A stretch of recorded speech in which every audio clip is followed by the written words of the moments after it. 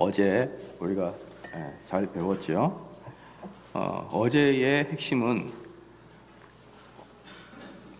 그리스도가 원하시는 그런 의복을 입고 참여를 해야 된다.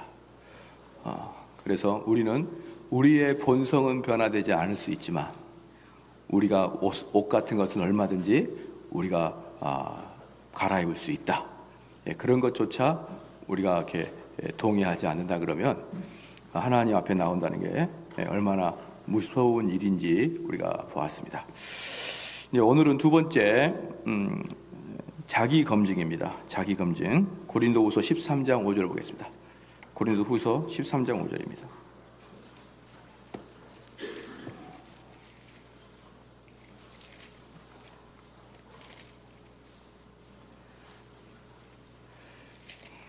고린도후서 13장 5절 같이 한번 한 목소리 읽겠습니다. 너희가 믿음에 있는가 너희 자신을 시험하고 너희 자신을 확증하라. 예수 그리스도께서 너희 안에 계신 줄을 너희가 스스로 알지 못하느냐. 그렇지 않으면 너희가 버리운 자니라. 아멘. 이 부분에 대해서 자기 검증에 대해 우리가 알아보겠습니다. 바울은 고린도 교인들이 아직 회개하지 않은 자들이 있다는 것을 알고 있었기 때문에 만일 자신이 고린도 교회를 다시 방문한다 그러면 그런 자들을 가차없이 신랄하게 책망하겠다 이렇게 말했습니다. 또한 사도 바울은 대수롭지 않게 여기거나 바울의 사도성 또는 그리스도가 바울을 통해 말씀한다는 탁월한 증거를 원하는 자들도 있었습니다. 이런 자들에 대해서도 바울은 자기에 대해 그리스도가 자기 안에서 강력하게 역사했는지 아닌지를 판단해 보라고 촉구했습니다. 마치 그리스도가 십자가에 못 박혀 죽임을 당한 것이 사람의 약함과 율법의 형벌을 받아들였다는 사실을 증언하지만 그리스도의 부활과 영광은 하나님의 능력이 그리스도 안에 그리고 그리스도와 함께 했다는 사실을 증언하는 것처럼 비록 바울 자신은 연약하지만 바울이 고린도 교인 중에서 하나님의 능력으로 사도직을 수행했다는 증거를 고린도 교인들 자신들이 가지고 있다 이렇게 말했습니다. 그러므로 너희가 믿음 안에 있는가 그리고 예전에 너희 자신과 완전히 다른 사람이 되었는지 너희 자신을 시험하고 확증하라는 것입니다. 만일 너희에게 이런 결과가 없다면 너희는 아직 참된 그리스도인의 상태가 아니라고 확신하는 것이죠. 오늘 본문 말씀에 그 내용이 나옵니다. 그래서 너희 자신을 시험하라 이렇게 했거든요. 13장 5절 말씀에 너희 자신을 시험하라 이렇게 했습니다. 너희 자신을 유혹하라는 의미이기도 합니다. 하나님께서 아브라함이 자기를 경외하는지 확인하기 위해 이삭을 번제물로 바치라고 명령하는 장면에서 하나님이 아브라함을 시험한다는 표현을 사용하고 있습니다. 자, 여기서 이제 뭐냐 그러면 너희 자신을 시험하라. 이제 이 뜻은 뭐냐면 너희를 극단적인 상태에 갖다 놔 봐라 이 말입니다. 너희를 극단적인 상태에 갖다 놓으면 그 속에 누가 있는지가 드러난다는 것이에요. 그렇죠? 그러니까 여러분들은 어떻게 알 수 있습니까? 평상시에는 내 속에 무엇이 있는지를 모르는 거예요.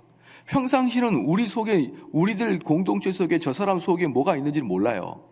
그런데 그 사람이 이제 극단적인 상태에 가거나 아니면 극단적인 상태까지는 아닌가 하더라도 어느 정도 이제 극단적인 상태로 첨첨첨 가다 보면은 어느 순간에 뭐가 나타나는 겁니까? 아, 저 사람의 본질이 저것이었구나라는 것을 알 수 있을 정도이기 때문에 뭐냐 그러면 여기서 너희 자신을 시험하라 이 말은 또 다른 말로 네 자신을 유혹하라 그런 뜻이에요. 너 자신을 유혹해보라. 너 속에 뭐가 있는지 한번 봐보자.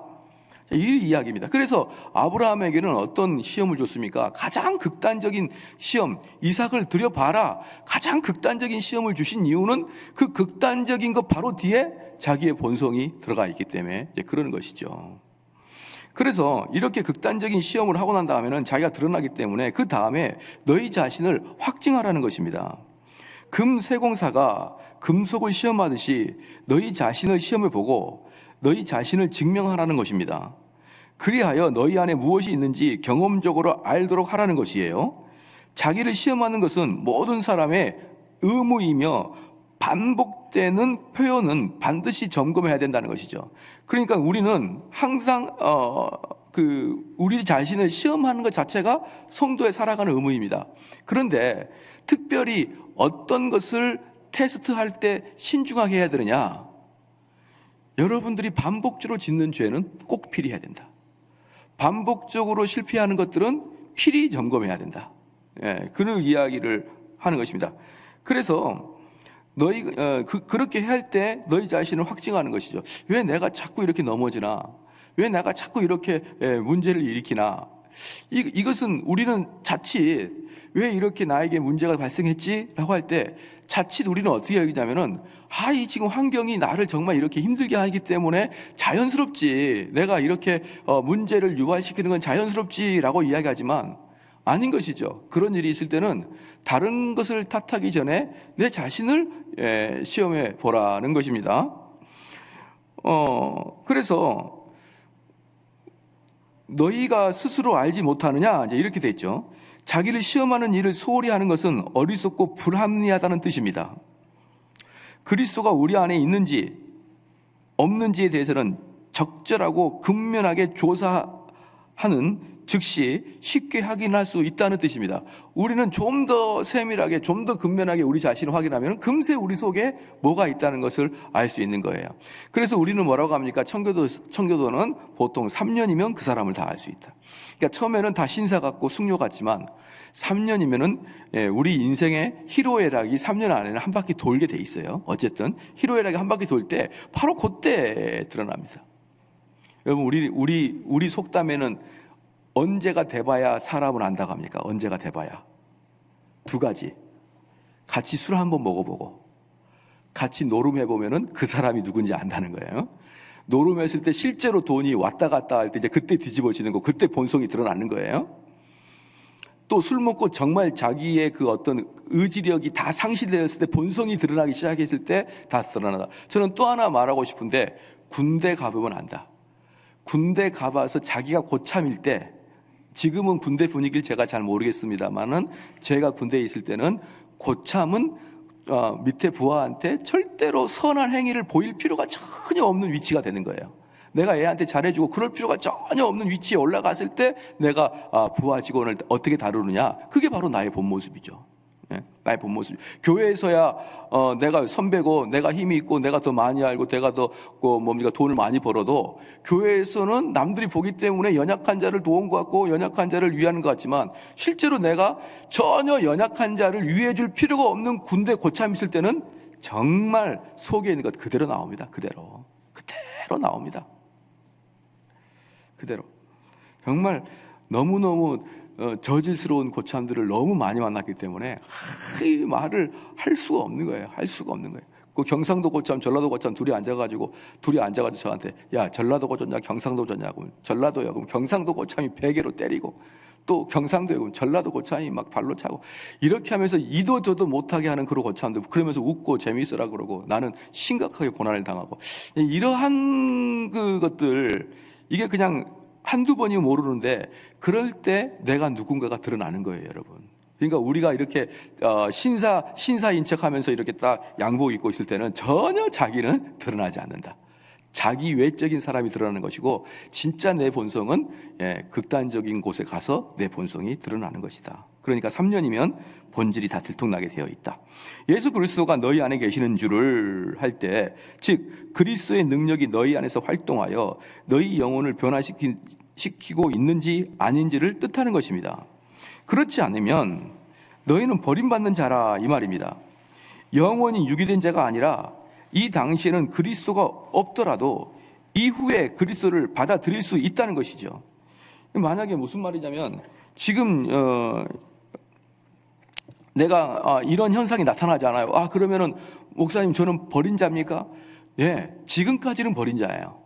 그런데 이후에 하나님께서 여러분에게 거듭나게 하는 그런 시간과 때는 우리는 모르는 거예요.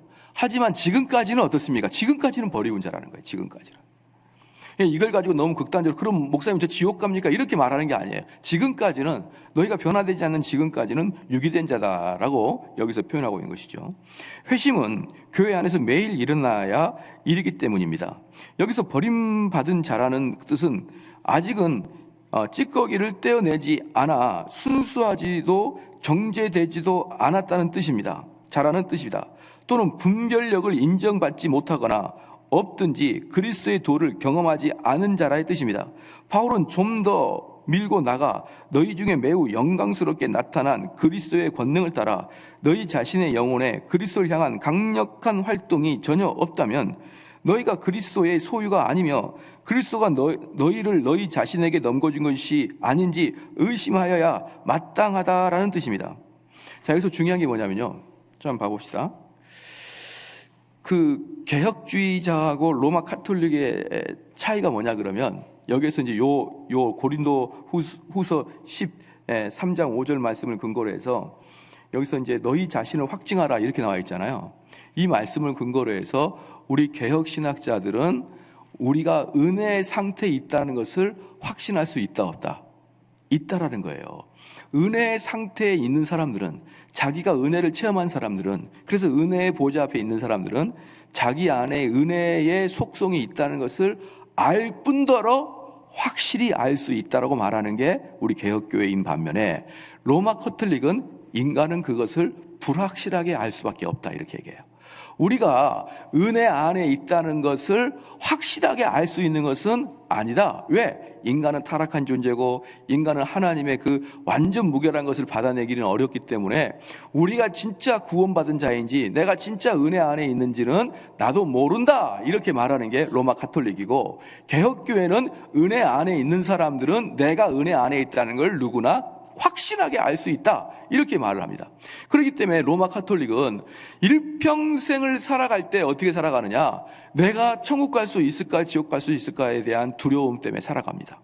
그들은 마지막 때까지 내 천국과 지옥을 확신하지 못하는 게 겸손한 성도들의 모습이라고 생각해요, 로마 카톨릭은.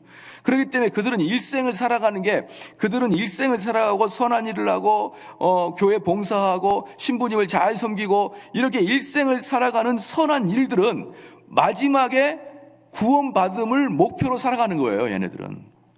그런데 우리 개혁교회는 구원받음을 목표로 살아가는 게 아니고 우리는 구원받음이 신앙의 시작이에요. 그러니까 우리는 신앙의 시작이 구원받음이고 로마 카톨릭은 구원받음이 신앙의 목표란 말이죠. 그러니까 여기 있는 성도들 중에서 그렇게 말하는 거예요. 당신은 신앙의 목표가 뭡니까? 그럼 난 천국 가는 거예요. 이건 로마 카톨릭이 하는 일이고, 우리 개신교는 어떻게 얘기하냐면 나는 이 땅을 하나님 나라를 완성시키기 위해 살아갑니다가 우리 개신교의 믿음의 고백인 거예요. 그래서 이 바로 13장 5절 말씀을 근거로 우리 개혁주의 신학자들은 뭐라고 한다고요? 우리는 믿음 안에 있고 내가 구원받음에 대해서는 확신할 수 있다. 만약에 내가 정말 구원받았느냐, 내가 구원받았지 않았느냐 자꾸 이렇게 헷갈린 사람들은 뭐다? 아직 구원을 전 단계라 이렇게 이야기하는 거예요. 아직 구원의 전 단계다. 그러면 내가 구원의 전 단계를 넘어서기 위해서 마음에 확신도 없는데 확신해야지, 그렇게 한다고 된 것이 아니에요. 그것은 남을 속일 수 있지만 자기하고 하나님을 절대 속일 수가 없거든요. 그래서 이 부분에서 13장 5절 말씀에서 로마 카톨릭과 우리 개혁교회 신학에 아주 180도 달라지는 현상이 나타납니다. 그래서 여기서 교리가 뭐냐 그러면, 그러니까 13장 5절 말씀을 좀 요약해 본다 그러면 뭐냐면, 첫 번째는 뭐예요? 첫 번째는 뭐입니다. 너 자신을 시험하라. 첫 번째가 너 자신을 시험하고 그리고 확증하라. 이게 첫 번째 목표예요. 13장 5절 말씀에. 두 번째, 그럼 무엇을 시험하고 무엇을 확신하냐 이 말이에요. 두 번째는 뭐냐? 네가 믿음 안에 있는가를 시험하고 확신하라는 것이죠. 세 번째는 뭐냐 그러면은, 그렇지 않으면 너는 버림받는 존재가 될 것이다 라는 게 13장 5절 말씀의 요약본입니다. 그럼 여기서 교리는 뭐냐? 자기를 시험하는 것은 모든 신자에게 부여되며 매우 착실하게 수행해야 하는 필수적인 의무다.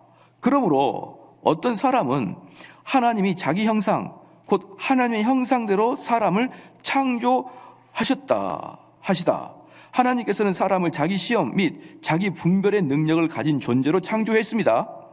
이때 자아를 엄밀하고 철저하게 탐색하는 것, 하나님에 대한 자신의 태도를 세세하게 고찰하는 것입니다. 말씀은 규칙, 즉 하나님의 뜻을 들여다보는 렌즈이며, 양심은 신문관이며, 즉 우리의 삶과 우리의 심중의 동기를 살펴보는 렌즈로서 말씀의 도움을 받아 영혼을 쪼개 벌려놓는 조사기관인 것이죠. 그러니까 내 양심은 심사위원이고 심판관인데, 이 양심을 어떤 것으로 들여다봐야 되냐? 말씀의 렌즈로 들여다봐서 그 말씀의 렌즈로 내 양심에 있는 것들을 하나하나 그 내 양심을 찌르는 것을 도려내고 이렇게 갈고리로 끄집어내는 일들을 너희들은 해야 된다. 여러분 좀 아시겠습니까? 그래서 신앙이라는 것은요, 우리 교회가 그 추구해야 될 신앙은 뭐냐 그러면 다른 게 아니에요. 일생을 이 교회에서 살아가면서 여러분 속에 있는 더러운 것들을 자꾸 하나씩 끄집어내는, 그걸 발견하고, 언제 발견합니까? 이렇게 성찬 사경회 때 발견하고, 내 양심을 찌르는 게 있을 거 아니에요. 설교 때 사용하고, 그 다음에 어떤 성경 공부 때 사용하고, 신앙 고백에서 공부할 때, 소요리면서 공부할 때, 그럴 때마다 내 양심을 침투하는 그런 말씀들이 있다 이 말이에요. 그럼 그 말씀들을 가지고 내 속에 있는 더러운 것들을 하나씩 도려내는 인생, 그게 바로 성도가 일평생 살아가는 그거예요. 여기서 와가지고 사업 잘 되게 해주세요. 그 또 좀 있으면은 뭡니까? 수능 100일 남았다고 각 교회에서 수능 잘 보게 해달라고 기도. 그런 거 좀 제발 하지 말고. 그런 건 교회가 하는 게 아니에요. 그런 건 교회가 하는 게 아니라 말입니다. 아니, 수능 잘 보게 해달라는 것을 왜 교회에서 기도를 하냐고요. 교회는 어떤 존재냐 그러면 우리가 경건의 훈련을 할 장소입니다. 경건의 훈련을 장소인데, 그 경건의 훈련은 뭡니까? 내 속에 있는 찌꺼기들을 발견하고 빼내는 작업이 일평생 동안 해나가야 된다 이 말입니다.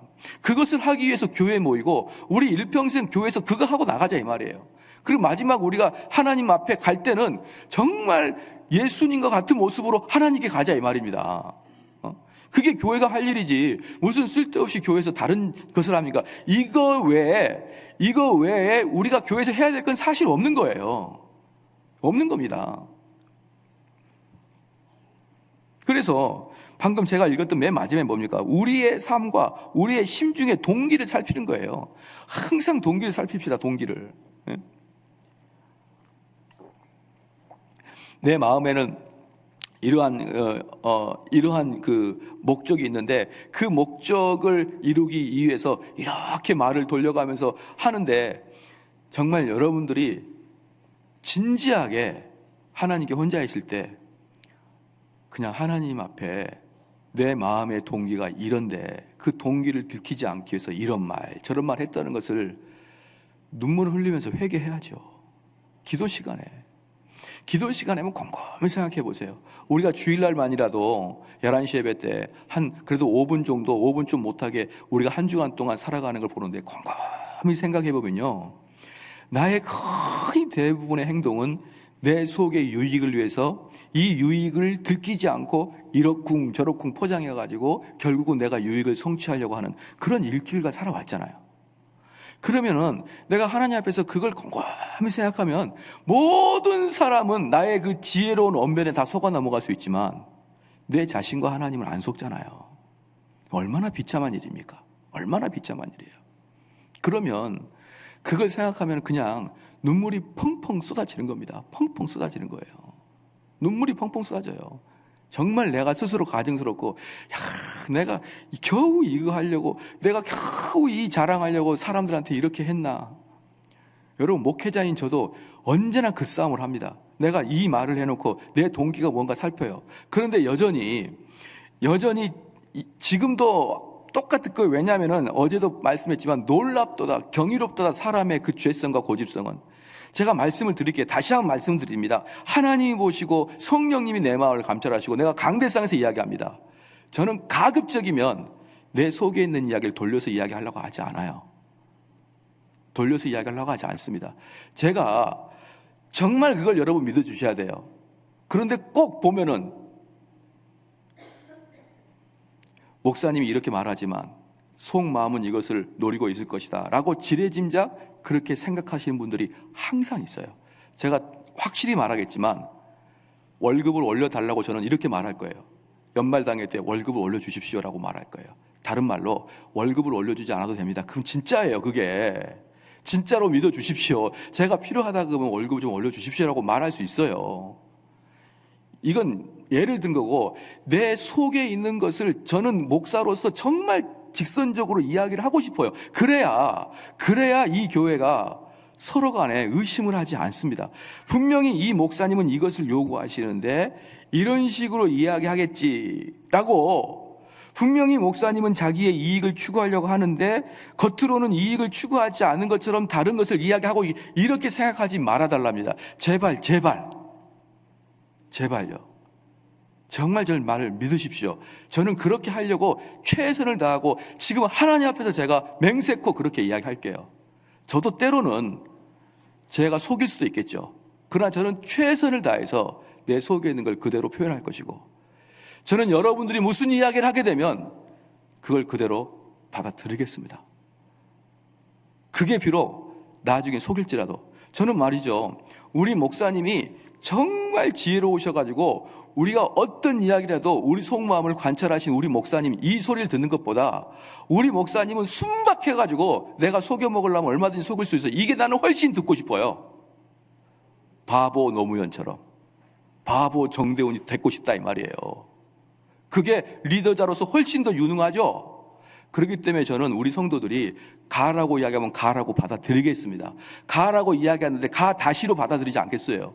다른 말로 저도 여러분이 그렇게 좀 이해를 해 주십시오. 알겠죠? 제발 부탁드립니다. 또 다른 걸 저는 하고 싶지가 않아요. 다시 말씀드립니다.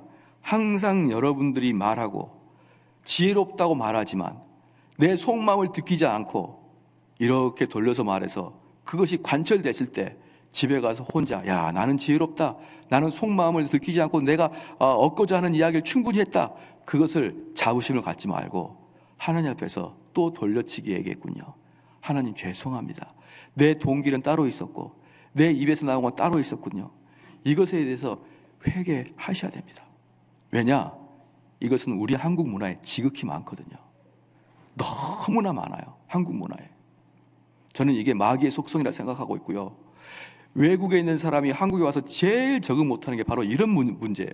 내 마음은 여기인데 그것을 보여주기가 싫으니까 이렇게 저렇게 돌려서 이야기하는데 사람이 못 알아들어요. 못 알아들어. 여러분 좀 그렇게 되길 바랍니다. 그래야 우리 교회가 좀 좋죠. 우리 교회가 청교도 교회인데 안 그렇습니까? 자, 그래서요, 1번, 이 교리는 우리의 위로라는 측면에서 필수적인 의무입니다.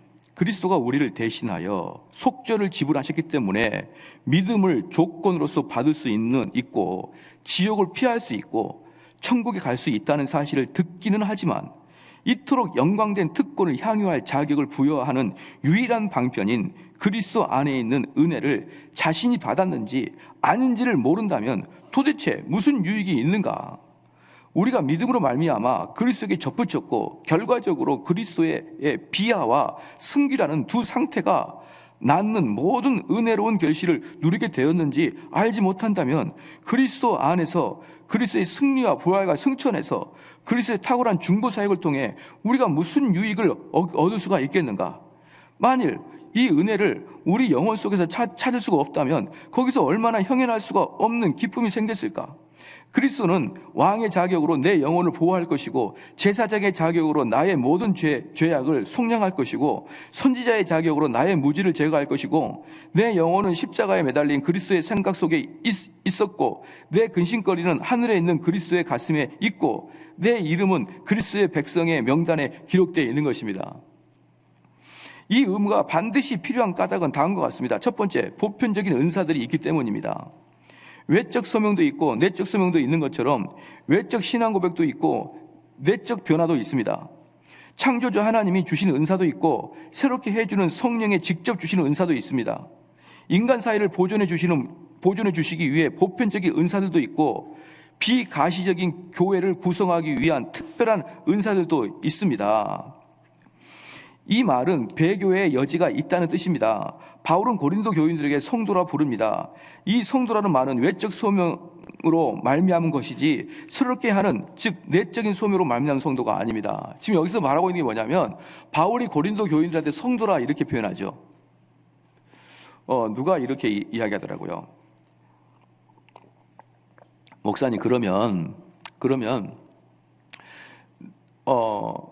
그 사람이 어저께 강의를 들어보니 그 사람이 고백은 하지만 진짜 성도가 아니면은 그 떡과 포도주를 참석하는 게 죄를 짓는 거라 그러면, 목사님 그럼 어떤 기준으로 그 사람을 성찬식에 참여할지 말지를 어떤 기준으로 가릅니까? 라고 누가 물었어요. 그 제가 말씀을 드렸죠. 어떤 기준이냐 그러면 그 사람의 입술의 고백입니다. 그 사람의 입술의 고백이에요. 무슨 말이냐 그러면요, 목회자나 떠나서 누구든지 인간이면은 그 사람의 심중 속까지 들어가서 그 사람이 진짜 거듭났는지 안 거듭났는지 평가하지 말라는 거예요. 그건 우리의 소관이 아닙니다.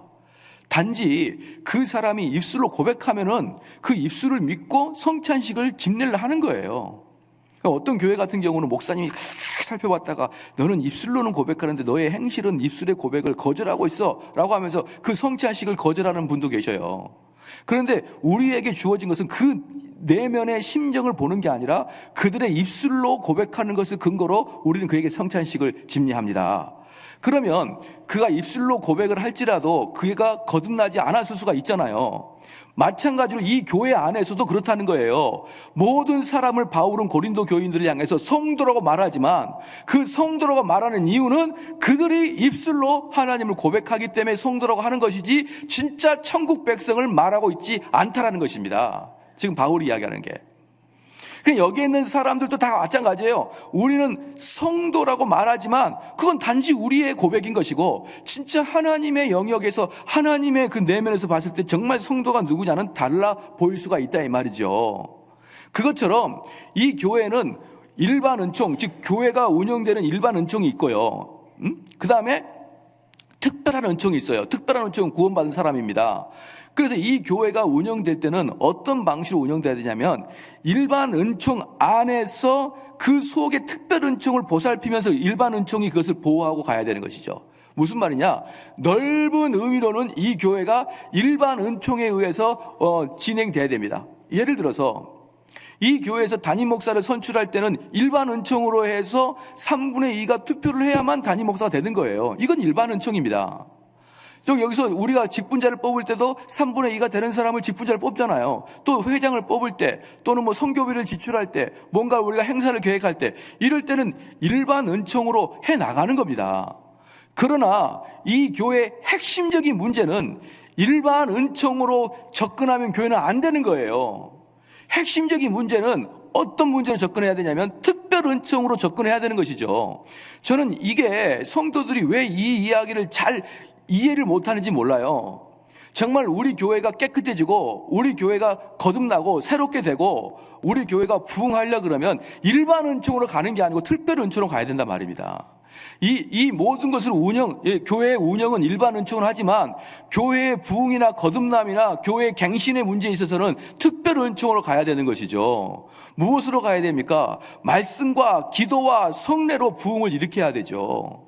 일반적인 세상처럼 데모를 해가지고 저 사람 나쁘니까 끌어내고 잘라내고 쫓아내고 그렇게 해서 이 교회가 갱신되는 게 아니라 이 교회는 일반 은총과 특별 은총이 같이 가야 되는데 우리의 갱신의 문제에서 있어서만큼은 특별 은총으로 가야 되는 것입니다. 아시겠죠? 왜냐 그러면 이 교회는 성도와 불신자가 섞여 있는 거예요. 성도와 불신자가 섞여 있기 때문에 전체가 특별 은총으로 갈 수는 없는 거예요. 왜? 불신자가 있기 때문에. 그렇기 때문에 전체적인 운영은 일반 은총으로 가지만 실질적으로 핵심 코어의 일들은 특별 은총으로 할 수밖에 없다는 것을 지금 이야기하고 있는 것입니다. 왜? 좀 더 다시 한번 읽어볼게요. 맨 마지막 줄, 셋째 줄.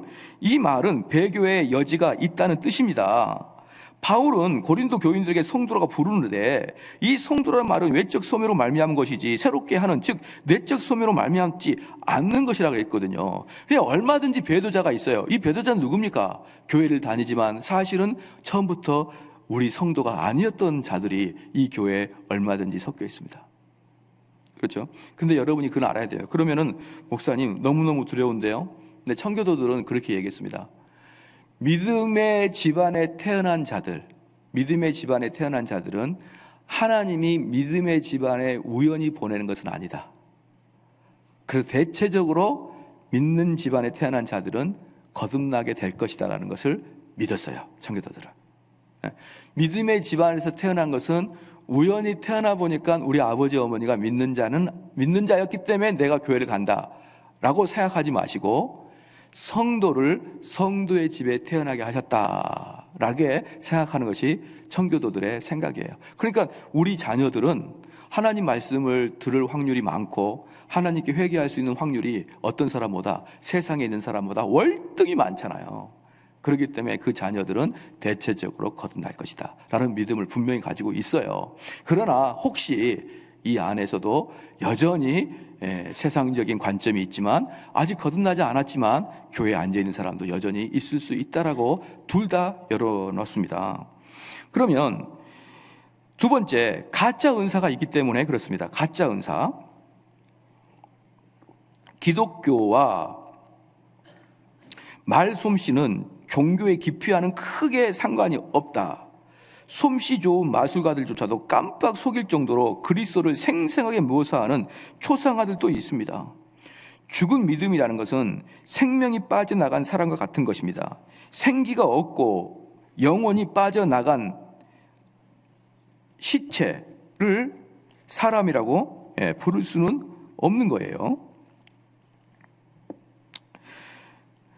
믿음이라는 이름을 더 이상 붙일 수 없는 그런 믿음인 것입니다. 반면에 생명 얻는 회개가 있습니다.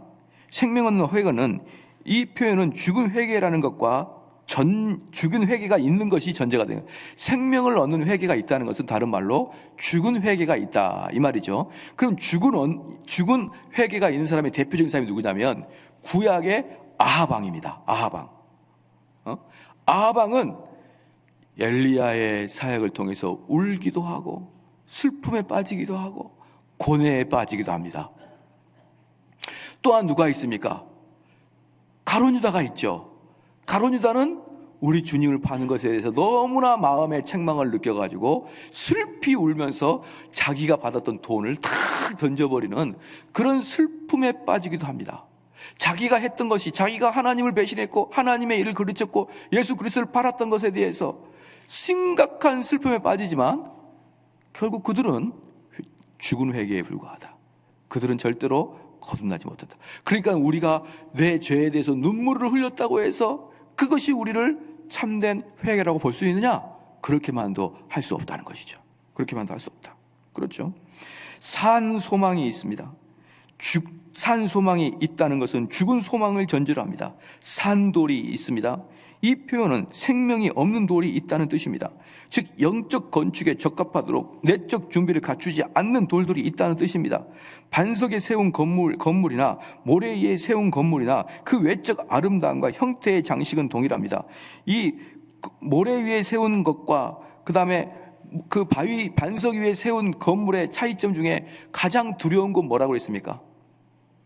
제가 그 몇 번 설명을 했어요. 이 모래 위에 세운 집과 반석 위에 세운 집에 가장 두려운 게 뭐라고 그랬어요? 가장 두려운 건 뭐냐면요, 마지막에만 가야 들통이 나는 거예요. 마지막에. 기승전결에서는 들통이 안 나요. 똑같이 그들이 땀을 흘렸고 똑같이 그들이 땅을 팠고 기둥을 세웠고 또 그들은 그 집에서 일평생을 행복하게 살려고 마음먹는 그런 꿈과 기쁨으로 집을 지었어요. 그리고 그 집을 지어서 너무나 기뻤고 그 가정들은 화목했어요. 그런데 언제야 비로소 들통이 나냐면 마지막에 홍수가 날 때야 비로소 들통이 나는 거예요.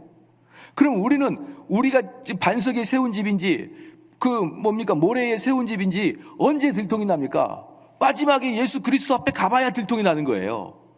얼마나 두렵습니까? 나는 그동안에 이 집을 지어서 행복하게 살려고 살았는데 마지막에 보니까 내가 모래 위에 지었던 사람인 것이죠. 그럼 이것은 예수님 앞에 갔을 때 더 이상 변명의 거리가 없는 거예요. 그렇기 때문에 성도는 이 땅을 살아가면서 어떻게 해야 된다고요? 내가 반석에 세웠는지 모래에 세웠는지를 항상 확인을 해야 된다는 거예요.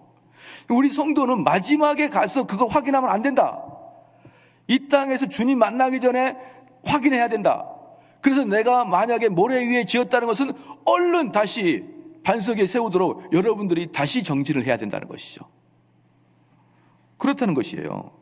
그래서 그 외적인 아름다움과 형태와 장식은 동일할 수 있습니다. 그러나 그 기초가 같지 않아요. 하나님께 대한 회개가 있습니다. 하나님을 욕되게 했다고 마음이 상할 때 하나님을 향해 일어나는 회개가 있는 반면에 우리 자신에 대한 위험을 감지하여 죄를 슬퍼하는 척 시작할 때 우리 자신을 향한 회개도 있다는 뜻입니다. 이건 여러분이 잘 아시지만 참된 회개는 뭐냐 그러면요, 내가 하나님 앞에 득지한 것이 너무 하나님께 죄스러워서 정말 우는데, 가짜 회개는 뭐냐 그러면 내가 죄를 짐으로 해서 내 연민 또는 그 죄에 대한 대가를 받은 것에 대한 두려움, 이런 것들이 섞여서 하나님 앞에 울면서 회개할 수 있다 이 말이에요. 그러니까 우리가 가끔 어떤 상태에 빠지냐면 그 집안이 너무 지금 어려운 상태가 빠졌어요. 너무 어려운 상태가 빠졌는데 내가 이 일을 위해서 교회 가가지고 하나님께 기도하는데 눈물이 펑펑 쏟아지면서 내가 다 이렇게 한 것은 내가 그동안에 죄를 많이 지어서 하나님이 나에게 벌을 주시는구나 하면서 눈물을 펑펑 흘리면서 회개하는 것은 가짜 회개라 이거예요. 가짜 회개라.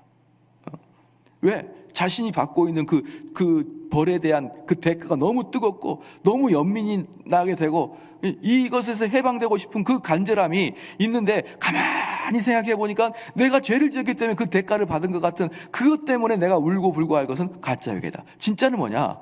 그런 게 온데간데 없는 거예요. 내가 하나님하고 관계가 있는 거예요. 여러분 다윗의 시편을 자세히 봐보십시오. 다윗의 시편은요, 내가 얼마나 많은 죄를 지은 거에 대해서 하나님께 그렇게 마음이 아파합니다. 내가 하나님이여, 내가 뼈가 새하나이다. 내 뼈가 어디 있는지 아나이다. 저 원수들이 나를 칩니다. 하나님이여 살려주세요. 힘듭니다. 언제까지 나를 이렇게 할 것입니까? 라고 막 기도하다가, 다윗은 그렇게 기도해요. 저 원수들을 그냥 보고 계실 것입니까? 기도하다가 갑자기 하나님을 쳐다보는 거예요. 그 하나님의 웅장하심, 하나님의 자비하심, 하나님의 영광을 쳐다본 다음에 항상 시편의 마지막에 나는 그 하나님을 찬양합니다 이러고 끝나요. 이게 회개예요. 이게 회개는 내 죄부터 시작하지만 궁극적으로 다시 하나님을 쳐다보면서 하나님이 나에게 베풀어 주신 그 은혜와 하나님이 나에게 이 지구를 운행하시는 그 광대함에 쌓여서 내가 지금 이렇게 나를 힘들어하고 핍박하고 있는 이 원수들은 아무것도 아니군요. 이 원수들은 정말 아무것도 아니군요. 무엇에 비하면, 그 하나님의 영광에 비하면 이것들은 아무것도 아니군요. 그러면서 하나님을 묵상하면서 하나님을 찬양하면서 끝나는 게 참된 회개다. 참된 소망이다. 그런데 가짜 소망은 뭐라고요? 끝까지 나를 쳐다보는 거. 아이고 힘들어. 아이고 우리 자식새끼가 나를 힘들게 해. 우리 남편이 나를 힘들게 해. 아이고 내가 이렇게 직장이 없어서 힘들어. 온통 자기에게 집중돼서 울고 불고 하나님께 외쳤지만 그것은 단 하나도 유효하지 않는 소망이다. 여러분 아시겠죠? 회개가 얼마나 어렵습니까? 그렇습니다. 건전하고 지속적인 신앙이 있고 일시적이고 덧없는 신앙도 있고 마귀들도 갖고 있는 믿음이 있고 신자들에게만 있는 믿음이 있습니다. 마귀들만 갖고 있는 믿음이 뭐고 신자들만 갖고 있는 무엇입니까? 그 차이는 뭐라겠어요? 하나님을 향한 영광, 하나님을 향한 사랑, 이것은 마귀는 절대로 갖고 있지 못하다. 절대로 갖고 있지 못하다. 그러나 마귀는 무엇을 합니까? 하나님의 권능은 마귀가 압니까 모릅니까? 알죠. 하나님의 권능을 마귀가 왜 모릅니까? 마귀가 욥을 시험할 때 하나님께 허락받고 시험을 하잖아요. 그러니까 내 위에 계신 분은 하나님이고 나는 하나님과 대항했다가는 나는 큰일 나고, 그러면 이 땅을 하나님이 섭리적으로 이끌어 가시고 이 땅을 하나님이 선하게 이끌어 가신다는 것을 마귀가 알까요 모를까요?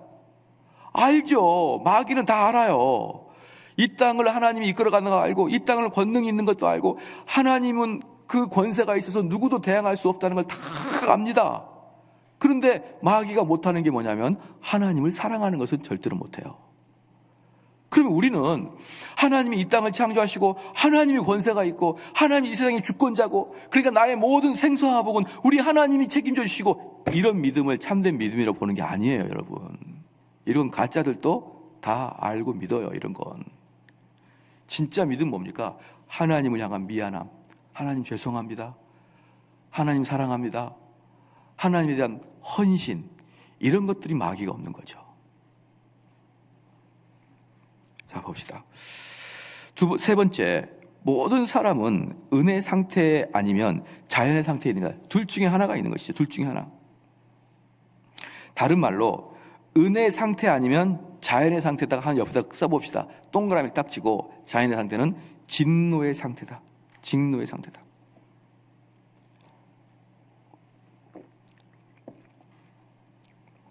세상은, 우리 강명자 집사님 오셨죠? 예, 우리 강명자 집사님이 캄보디아 가가지고 우리 제 친구 목사님을 만났어요. 강명자 집사님이 여행을 캄보디아 있나요? 거기가 미얀마, 라오스를 갔는데, 패키지로 갔는데 하필이면 제 동기 목사님과 같이 한 패키지가 된 거예요. 근데 우리 강민재 집사님이 그 양반을 전도했대요. 그래서 저한테 전화 와가지고, 저보다 한 12살 나이가 많거든요, 동기인데. 그러니까, 야, 대훈아, 니네 교인들은 뭔데 거기까지 와서 날 전도하냐? 막 이러면서 나한테 막 그랬어요. 근데 우리 강명자 집사님 했던 말을 그 목사님이 이야기해 주는데 정말 웃겨가지고 깜짝 놀랐어요. 뭐라 했냐면, 당신은 사랑받기 위해 태어난 사람. 그 노래가 나왔대요. 라오스 가니까.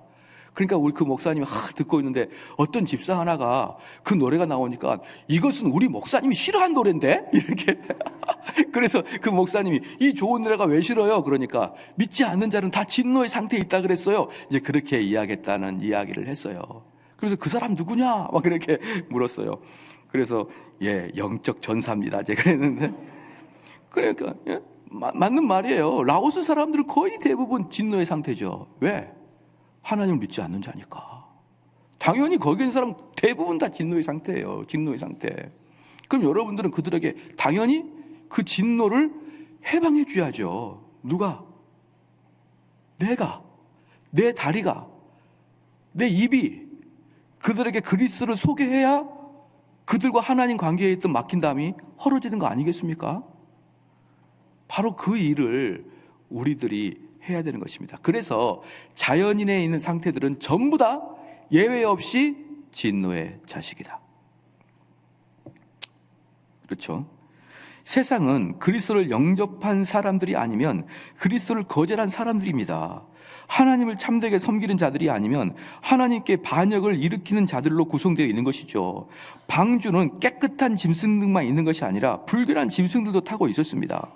아담의 가족에게는 가인 같은 사람도 있었고, 노아의 방주에는 함 같은 사람도 있었고, 아브라함의 가정에는 이스마엘 같은 사람도 있었고, 주님의 제자 가운데는 유다 같은 사람이 있었습니다. 그러므로 우리는 반드시 우리가 어떤 사람인지, 즉 하늘에 속한 자인지 세상에 속한 자인지를 따져봐야 되는 것이죠.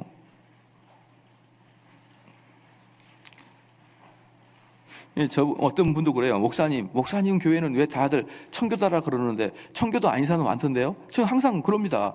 주님의 제자도 알곡과 쭉쟁이가 있는데 아무렴 이 교회는 없겠습니까? 아무렴. 그것을 이상히 여기지 말라는 거예요. 그러니까 이 교회는 알곡과 쭉쟁이가 있는 것이고, 저 자연인의 상태는 쭉쟁이만 있는 거예요. 쭉쟁이만. 그래서 근면과 세심함을 요구하는 의무입니다. 근면과 세심함을 요구하는 의무입니다. 당신의 영혼에 무한한 결과를 미치는 것을 모래 땅에 허약한 기초 위에 세워서는 안 되는 것이고요. 가볍게 대충 훑어보는 것도 아니라 심중에 의논하는 것, 걱정하며 구석마다 촛불을 붙여 자세히 살펴보는 것을 가리키는 것이에요. 쓰레기 더미에서 금덩어리를 찾았다고 생각해 보십시오. 영혼의 모든 기능을 활용하여 착실하게 조사하는 것이 우리들의 의무인 것입니다. 그래서 시편 119편 59절에 내가 내 행위를 생각하고 주의 증거로 내 발을 돌이켜 싸우며, 여기 무슨 뜻이냐 그러면요, 시편 119편 59절 말씀은 이 영혼의 모든 행위를 하나하나 살펴보겠다는 것이죠. 자, 이걸 한번 봐봅시다. 제가 만약에 부부간의 사이가 안 좋아요. 부부간의 사이가 안 좋은데, 그러면 제가 한번 이렇게 팁을 꼭 그럴 테니까 꼭 좀 들으세요.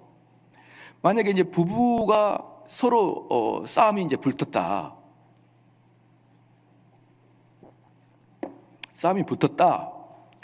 그럼 이제 어떻게 하면 되냐 그러면 배우자한테 이렇게 말했어요. 지금 우리는 입만 열었다 그러면 죄를 질 수밖에 없는 화가 난 상태다.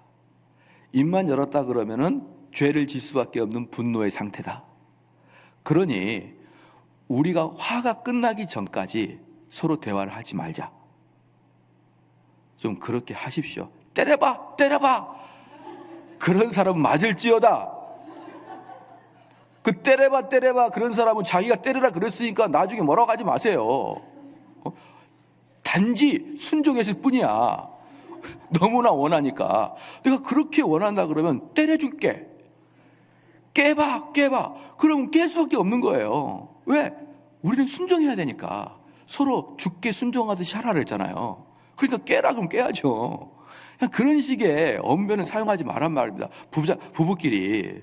그래서 정말 이제 화가 나면은 즉시 성령의 개입을 시키십시오. 그래서 성령께서 여러분을 더 이상 스톱해라. 그리고 각자 방에 들어가 가지고 자신의 영혼을 면밀히 등불을 들고 살피십시오. 내가 지금 왜 이렇게 화를 내고 있는지, 내 속에 뭐가 있는지, 내 속에 지금 무엇이 나로 하여금 이기심을 발돋게 했는지를 면밀히 살핀 다음에, 그런 다음에 대화를 하십시오. 아시겠죠? 때려봐, 때려봐 그러지 말고 던져봐. 때려? 못 때리면 남자도 아니여? 막 이러면서 그래가지고 급기야 구타를 유발시켜서 깨져가지고 엉엉 울고 앉아가지고 일생의 팔자를 논하고 그러지 마시고, 그러고 아무 유익이 없는 거예요. 일단 스톱하고 각자 방에 들어가가지고 내일이라도 좋아요. 내일이라도 좋으니까 면밀히 등불을 들고 한 방 한 방을 찾아가요. 여러분 마음속에 있는 방 하나하나, 내가 지금 왜 그러는지, 내가 이 성도로서의 맞는 일인지를 하나하나 등불을 세심히 살펴라. 이게 시편 119편 59절 말씀이에요. 내가 내 행위를 생각하고 주의 증거로 내 발을 돌이켜 싸우며. 그렇잖아요. 왜 그러면 한번 잠언서를 펴볼까요? 이 고린도후서 그대로 놔두고 잠언서를 펴봅시다. 잠언 20장. 이 청교도들은요, 이 잠언서를 읽을 때는 항상 자기 삶의 기준으로 삼고 읽었어요. 삶의 기준을 삼을 때는 항상 잠언서를 읽어요. 시편은 왜 읽냐 그러면 시편은 내 마음을 아주 속속들이 보여주는 게 시편이에요. 속속 내 마음속에 뭐가 있나 그걸 보여주는 게 시편이고, 성도로서 어떻게 살 것인가 믿음의 표본은 잠언을 보고 살았습니다. 잠언 20장 봐볼게요. 잠언 20장 27절 말씀, 잠언 20장 27절 말씀 시작. 사람이 영혼은 여호와의 등불이라 사람의 깊은 속을 살피느니라. 그럼 우리가 속을 살필 때 어떻게 되느냐? 사람은 보통 그 마음속이 깊은 게 아니에요. 그래서 겉으로 슬쩍 봐서는 그 마음을 모르는 거예요. 누구도 내 자신도 내 마음을 슬쩍만 봐서는 몰라요. 진짜 그 속에 무엇이 있는지 또 찾아가서 그 가장 깊숙한 곳에 또 아리를 들고 있는 내 마음의 동기 의지를 발견해내는 거예요. 발견해내는 것입니다. 뭘로? 등불로. 그 등불이 뭡니까? 시작. 여호와의 말씀에 조명하심으로 하나씩 하나씩 찾아가는 것입니다. 사람들은 속임으로 가득 차 있거든요. 사람들은 내가 다른 사람을 속인다고 생각하지만 천만의 말씀이에요. 자기 자신도 속여요. 자기 자신이 자기한테 제일 속습니다. 왜? 자기 자신은 또 다른 내가 위로하고 위한 척, 야 네가 손해본 거야, 네가 피해자야, 네가 당한 거야, 계속 내 자아에게 무엇인가가 나를 설득을 해주는 거예요. 그러니까 내 자신에게 제일 속기가 쉬워요. 그럴 때 우리 마음 구석구석을 말씀의 조명으로 탐색을 해야 됩니다. 탐색을 해서 그 속에 또아리를 틀고 있는 구렁이를 잡아내야 되는 거예요. 아시겠죠? 또아리를 틀고. 젊은 사람들의 마음 속에 있는 애는 꽃뱀. 그 꽃뱀이 들어가 있는 거예요. 나이 드신 분은 구랭이. 이게 다 들어가 있는 거예요. 몸속에. 그걸 다 여러분들이 잡아내는 게 성도의 의무이다. 근면이 필수 요건인 까닭은 다음과 같은 거예요. 첫 번째, 자기 검토가 어려운 작업이기 때문에 그렇습니다. 우리 자신을 안다는 것은 쉬운 일이 아닙니다. 마치 눈이 자기 외의 모든 것을 보는 것처럼 사람은 자기 외의 것을 알기 쉬워하고 자기보다는 다른 것을 더 쉽게 이해합니다. 다른 사람을 판단하는 것은 아주 정말 제대로 판단해요. 전 가끔 보면요, 이 사람들이 신기가 있나 할 정도로 제 속을 간파하고 말을 해요. 정말 천재입니다. 근데 자기의 연약함 못 봐요. 자기의 슬책은 절대로 못 봅니다. 우리가 지금 말할 때 정의를 외치고 자기는 정의롭게 살아가지 않는 그런 삶을 보면서 내로남불이라 그러잖아요. 그런데 전부 다 내로남불이에요. 전부 다. 그들만 내로남불이 아니라 나도 나를 몰라요. 나는 다른 사람은 귀신같이 찾아냅니다. 근데 눈이 어디로 돼 있으니까 밖으로 돼 있지 안으로 안 돼 있잖아요. 눈이 밖으로 돼 있지 안으로 안 돼 있기 때문에 나를 못 봐요. 그렇기 때문에 성령의 은혜가 아니면은 나를 발견해낼 수가 없는 겁니다. 나를 발견할 수가 없는 거예요. 그러므로 이런 선을 실제로 확고하게 원하는지 알기 위해 반드시 근면해야 합니다. 사람의 분별력은 부패되었습니다. 그래서 깨진 거울 조각처럼 사물을 제대로 비추지 못합니다. 여러분 스스로 한번 생각해 보십시오. 진짜 선을 행하고 싶은지, 내 마음이 깊숙한 곳에 정말 선을 행하고 정말 이 악을 잘라내고 싶은 마음으로 소원이 있는지 살펴보라 이거예요. 근데 깊숙이 들어가게 되면은 그 악을 아까워서 못 버리고 있는 손이 있을 거예요. 딱 잡고. 아까워요. 요게 가장 깊숙하게 있는데 그 가장 깊숙한 게 위에는 살짝 흙으로 덮였는데 거긴 선으로 가장되어 있어요. 그러나 그걸 뚫고 들어가게 되면 악을 버리고 싶지 않아. 그 죄를 짓고 싶은 마음으로 꽉 잡고 있는 게 있을 거예요, 여러분. 그래서 우리는 영적 질병보다 육적 질병을 더 쉽게 분별합니다. 영혼의 상태를 판단해야 할 오성 자체가 병들어 허약했기 때문에 자기 검증과 같은 일은 반성적 행위를 통해 수행되는 것입니다. 이 반성적 행위에 여러분 우리가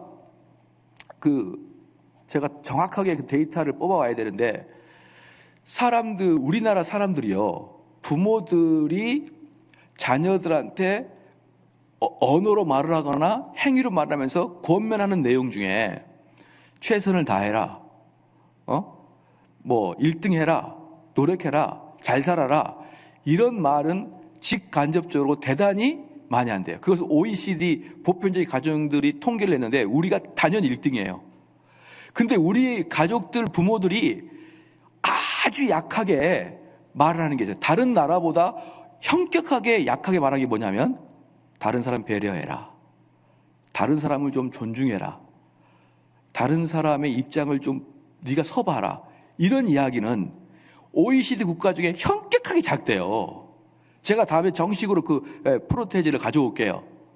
여기서 우리가 뭘 의미할 수가 있냐 그러면 우리 국민성은요, 남이 어떻게 되든 말든 뭐예요? 내가 쟁취하면 되는 거예요. 그러니까 우리나라가 이렇게 살기가 어려운 겁니다. 우리나라는 자본주의의 극단적인 자본주의이기 때문에 살기가 어려운 게 아니고 우리나라는 최정점으로 달려가고 있는 경쟁사회이기 때문에 어려운 거예요. 경쟁사의 특징이 뭡니까? 남이야 어떻게 되든 오히려 남이 안 될 때 더 기쁜 거죠. 그렇게 해서 남을 배려하는 것에 대해서는 아주 철저하게 교육을 하지 않고 내가 차지할 것, 내가 1등할 것에 대해서는 그렇게 많이 이야기를 들으니까 우리나라가 그렇게 슬픈 나라가 된 것입니다, 여러분. 그렇죠. 그러니까 남을 배려하고 남을 이해해라 이런 교육을 안 하니까 우리나라 백성들 중에 제일 약한 게 뭐냐면 자기 부인, 자기 검증, 자기 돌아봄. 너무나 약하다. 이건 우리가 어릴 때부터, 이것은 지금 어르신도 똑같아요. 어르신들도 그 어머니들한테 똑같이 교육받았어요. 배려하고 남을 존중하고 이런 것은 우리는 못 받았어요. 어릴 때부터 열심히 살아서 1등하고 돈 벌고 집 사고 그렇게 하고 있고 그것을 그대로 우리 자녀들한테, 그 손자들한테 이어나오기 때문에 우리는 자기를 돌아보는 것이 너무나 어렵습니다, 여러분. 너무나 어려워요. 교회에서도 거의 보면은 남이야 어떻게 되든 상관없어요. 그냥 내 하나 잘 되면 되는 겁니다. 이것이 우리가 사실은 너무나 우리 한국 교회가 가지고 있는 너무나 극복해야 될 그러한 상태인 것입니다. 자, 그래서 그 자기 검토가 그렇게 어려운 것입니다. 자기 검증과 같은 일은 반성적 행위를 통해 수행돼야 되는데 우리는 그런 반성적 행위가 약하다. 우리에게는 자연적인 일과 영적인 일 양쪽에서 수행하는 반성적 행위들은 가장 취약하고도 더욱 쇠약해집니다. 반면에 직접적인 행동은 더욱 강력하고 활기 있게 됩니다. 은혜가 작고 부패가 많은 곳에서 틀림없이 분간하기 힘들어질 것입니다. 마치 육안으로는 작은 구멍을 특히 먼지와 쓰레기로 뒤덮인 경우라면 분간하기가 힘든 것 같습니다. 죄악의 뿌리는 깊이 박혀 있어서 좋은 지침이 없이는 찾기가 쉽지가 않습니다. 욕망은 구석마다 은밀히 숨어 있어요. 그 기만성, 교묘한 핑곗거리들, 그리고 그럴듯한 구실들이 있습니다. 따라서 이런 것들을 분간해내기 위해서는 반드시 면밀하게 생각해야 됩니다. 외적 행동들은 스스로 드러내야 됩니다. 그럼에도 영혼의 내적 행위들은 가장 확실한 증거들임에도 근면하고 꼼꼼하게 살펴보지 않으면 분간해내기 어렵습니다. 우리 정신은 본성적으로 변덕스러움과 경솔함 때문에 주의가 산만해지고 부패의 흐름 때문에 방향 감각을 잃어버리고 자기 검증 노력이 좌절을 겪는 것이에요. 자기 검증 노력이 좌절을 겪는 것이다. 그래서 제가 지난번에 말씀드렸지만 이거예요. 우리 자녀들은 기본적으로 우리 자녀들과 내 사랑하는 자들도 타락한 존재이기 때문에 기본적으로 자기 중심적인 이야기를 할 수밖에 없기 때문에 여러분의 자녀들이 여러분에게 학교 선생님이나 교회 선생님이나 다른 사람에 대해서 욕할 때 그 선생님이 그 형님이 또 그분이 나는 그런 뜻이 아닌데 이런 뜻으로 나를 오해했어라고 할 때 그냥 대번에 여러분들은 내 자녀가 거짓말을 했을 것이라고 99% 확신이 됩니다. 99%. 아시겠죠? 그 자녀의 이야기를 듣고 흥분해가지고 아니 뭐 이런 사람들이 있어 뭐 자기가 뭐 어른이면 다야 이런 식으로 하게 되면은 절대로 안 됩니다. 우리 자녀들은 여러분에게 99.9% 거짓말로 이야기할 거예요. 여러분이 그걸 믿으셔야 됩니다.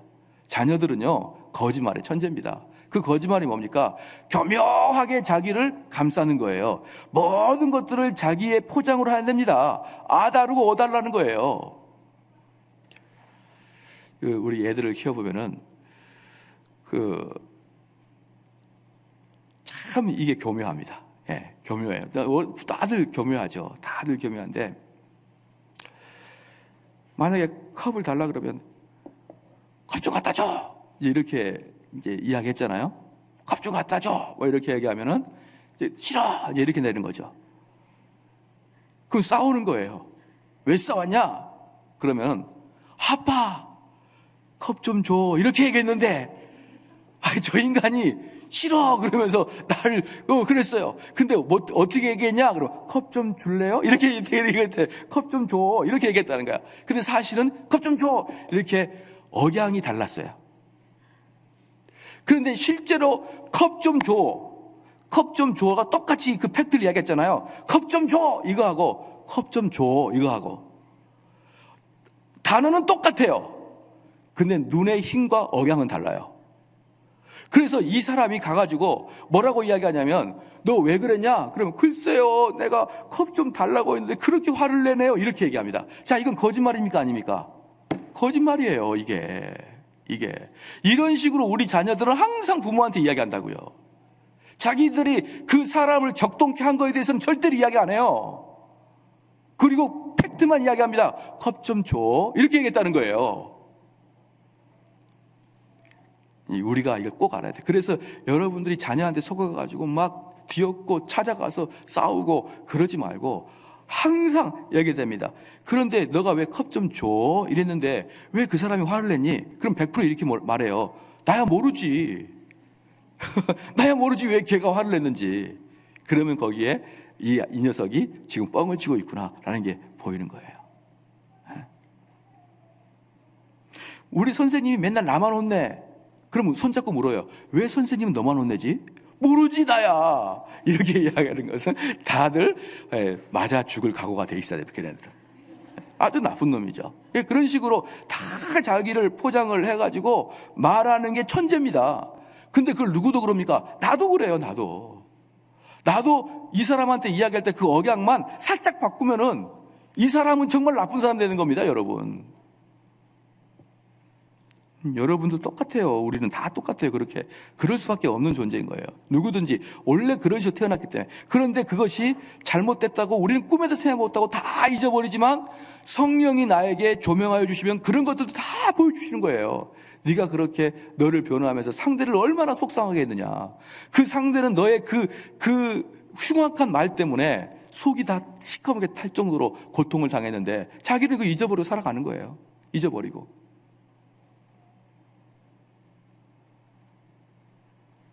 그래서 그 기만성입니다. 그 기만성.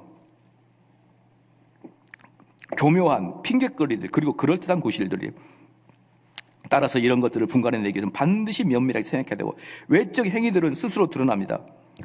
그럼에도 영혼의 내적 행위들은 가장 확실한 증거들임에도 근면하고 꼼꼼하게 살피지 않으면 분간해내기 어렵습니다. 우리 정신은 본성적으로 변덕스러움과 경솔함 때문에 주의가 산만하고 부패의 흐름 때문에 방향 감각을 잃어버리고 자기 검증 노력이 좌절을 겪게 되는 것이에요. 그렇기 때문에 사람은 본성적으로 자기 검증 의무를 싫어하기 때문입니다. 사람들은 자신에 대해서만 아니라면 어떤 것이든지 생각하려고 할 것이고 자신의 상태에 대해 깊이 생각하지 못하면 방해하는 것들을 가장 즐거워할 것입니다. 사람은 자기 반성에 마음을 쏟기보다는 자연의 온갖 구석에 신경 쓰기를 더 원하고 자기 마음의 이력보다는 아무 책이나 신문을 읽어드리고 자기 마음을 탐심할 때는 자기 마음을 탐험할 때는 시간 5분도 안 내면서 뭔 놈의 이 세상에 관심에는 그렇게 많은지 몰라요. 이 세상에 돌아가는 관심이 많은데 그것의 10분의 1만 자기 내면을 탐심해 보란 말입니다. 내 면에 면밀하게 탐색해 보십시오. 그럼 내 면밀을 제일 탐색할 수 있는 시간 중에 하나가 어디냐면 기도 시간이에요. 기도 시간에 무슨 소원 성취 이야기하지 말고 그 말씀 가지고 그 기도 제목 가지고 그 제목을 가지고 면밀히 탐색해 보십시오. 그러면 그 10분 20분이 부족해요, 여러분. 우리가 기도할 때 무엇을 하기 때문에 그 지겹냐 그러면 하나님께 달라고 하기 때문에 지겨운 거예요. 왜? 별로 필요한 게 없거든요. 우리는 이제 몇 개 달라고 그러면 또 달라고 하는 거 계속 되풀이 뭐 달라고 할 수도 없잖아요. 그러니까 10분 20분이 너무 지겨운 거예요. 그러나 내 내면을 탐색하는 기도를 하게 되면 10분 20분 너무 짧은 거죠. 그러면 내가 이 세상 돌아가는 걸 보려고 수십 시간을 투자하는 것에 비해서 내 내면을 투자하기 위해서 일주일에 단지 30분, 40분, 50분 기도하고 내면을 들여다보는 게 여러분 그게 많은 거냐고요. 기도가 길다고 생각하면 안 되는 거예요. 그런 시간이 없기 때문에 우리는 한 번도 내면을 탐색하지 않고 맨날 외부만 보고 돌아다니는 거예요. 이 지구 모든 걸 다 알아. 그냥 만물박사야. 딱 뭔만 모릅니까? 내 내면만 몰라요. 다 아는데. 우리는 물리적으로는 우리 자신과 가장 가깝지만 윤리적으로는 가장 멀리 떨어져 있는 것입니다. 죄인들은 판사 앞에서 재판받기를 싫어하고 양심의 판사 심판받기는 더욱더 질색합니다. 우리는 타락 이후로 줄곧 하나님을 거스렸습니다. 신성의 특성은 먼저 자신을 알고 그 다음에 다른 것을 아는 것이다. 이게 바로 밑줄거예요. 우리 그리스도인의 특징이 뭐냐? 자신부터 알아야 됩니다. 자신부터. 자신을 모르는 자는 절대로 우리는 그리스도를 잡지 못해요. 절대로 그리스도에 향하지 못합니다. 자, 어떤 분들이 그렇게 얘기합니다. 목사님, 그러면 우리는 그리스도한테 향하게 돼야 되는데 그럼 그리스도에 향한다는 뭡니까? 라고 물을 때 저는 항상 말하는 게 네 자신이 얼마나 형편없는 놈인지를 깨닫기 전까지는 너는 그리스도 못 찾는다. 이론적으로 그래 내가 죄인이지. 그래 내가 죄인이지. 이 그래가 들어가면 안 되는 거예요. 내가 죄인이지. 그러나 이렇게 얘기하면 안 됩니다. 진짜 내가 하나님 앞에 너무나 큰 죄인이라는 것을 여러분이 깨달았을 때야 비로소 한 발 두 발 그리스도한테 가는 거예요. 한 발 두 발.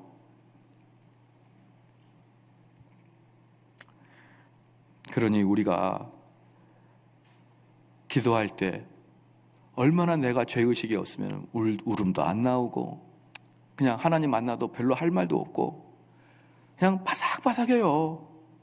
왜? 살만하니까. 왜? 하나님을 향한 그 두려움과 압박의 죄의식이 없으니까. 조나단 에드워드가 뭐라고 했습니까? 저번에도 말씀드렸지만 우리는 판자떼기 위에 서 있다. 그 판자떼기 밑에는 유황불이 버글버글 타고 있다. 근데 이 판자떼기는 썩음털털하는데 언제 불에 홀라당 타가지고 내가 툭 떨어질지 모른다. 그 판자떼기 사이에서 뭐가 온다. 유황의 냄새가 올라온다. 이런 두려움이 없기 때문에 내 영혼의 상태가 어떤 두려움에 처했는지 모르니까 여유가 있는 거예요. 여유가 있는 것입니다. 내가 만약에 아파트에 살았어요. 오늘 어떤 분하고 대화를 하는데 자기가 아파트 24층에 사는데 밤에 화재 경보기가 울린 거예요. 24층에 사는데. 그래서 애 안고 뛰어서 내렸는데 그렇게 말합니다. 오늘 아무것도 들고 나올 필요가 없더라고. 들고 나오고 싶지도 않더라고. 그냥 애 하나 들고 뛰어내왔다고. 아파트에 불이 나니까. 근데 여러분 자녀들은 유황불 위에 서 있다니까요. 지옥에 떨어질 유황불 위에. 근데 걔네들을 안고 못 뛰어나와요. 왜? 실질적인 그런 두려움이 없으니까. 내 자녀가 하나님 말씀을 들어야만 천국 가고 하나님 말씀을 들어서 은혜를 받아야지만 그 유황불을 탈출할 수 있다 그러면 우리는 귀때기를 잡고 와서라도 듣게 해야 될 거예요. 근데 우리는 여유가 있어요. 안 그럽니다.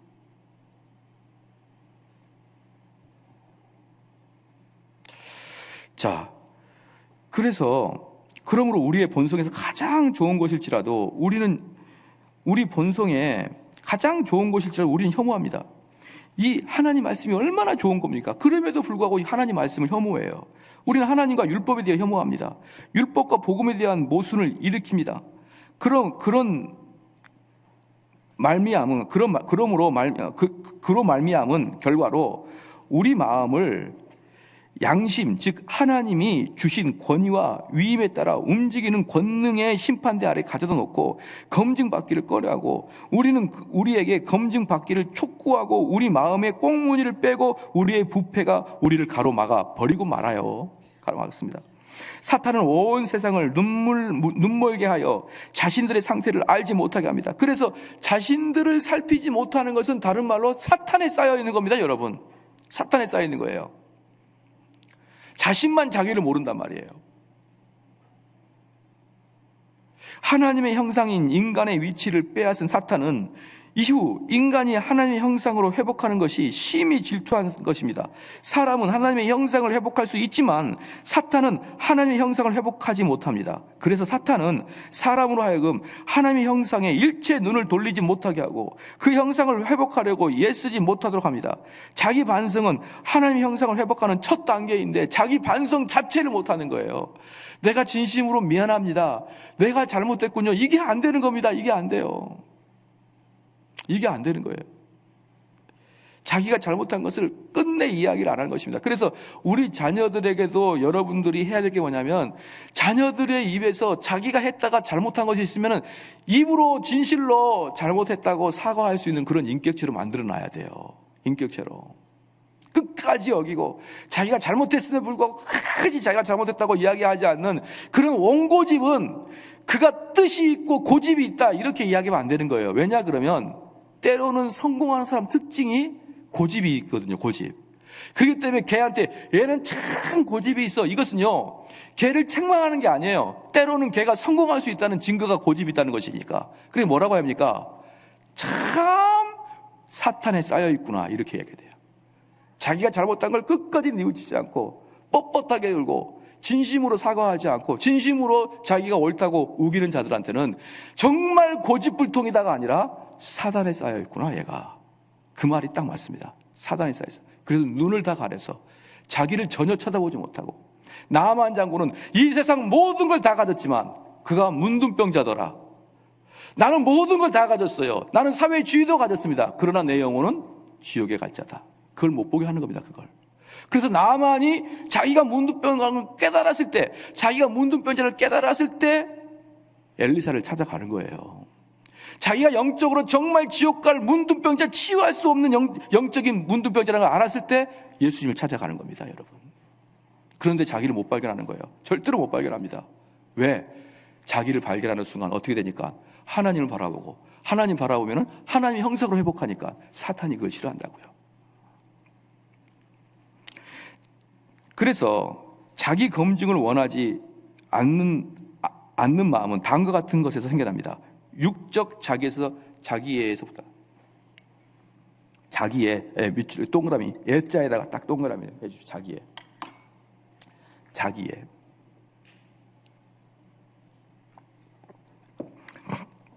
이 세상은 거의 대부분을 자기 자아를 존중하라 그러고 자기를 좀 사랑하라 그러고 야 너를 좀 스스로 사랑해라 너 스스로 존중해라.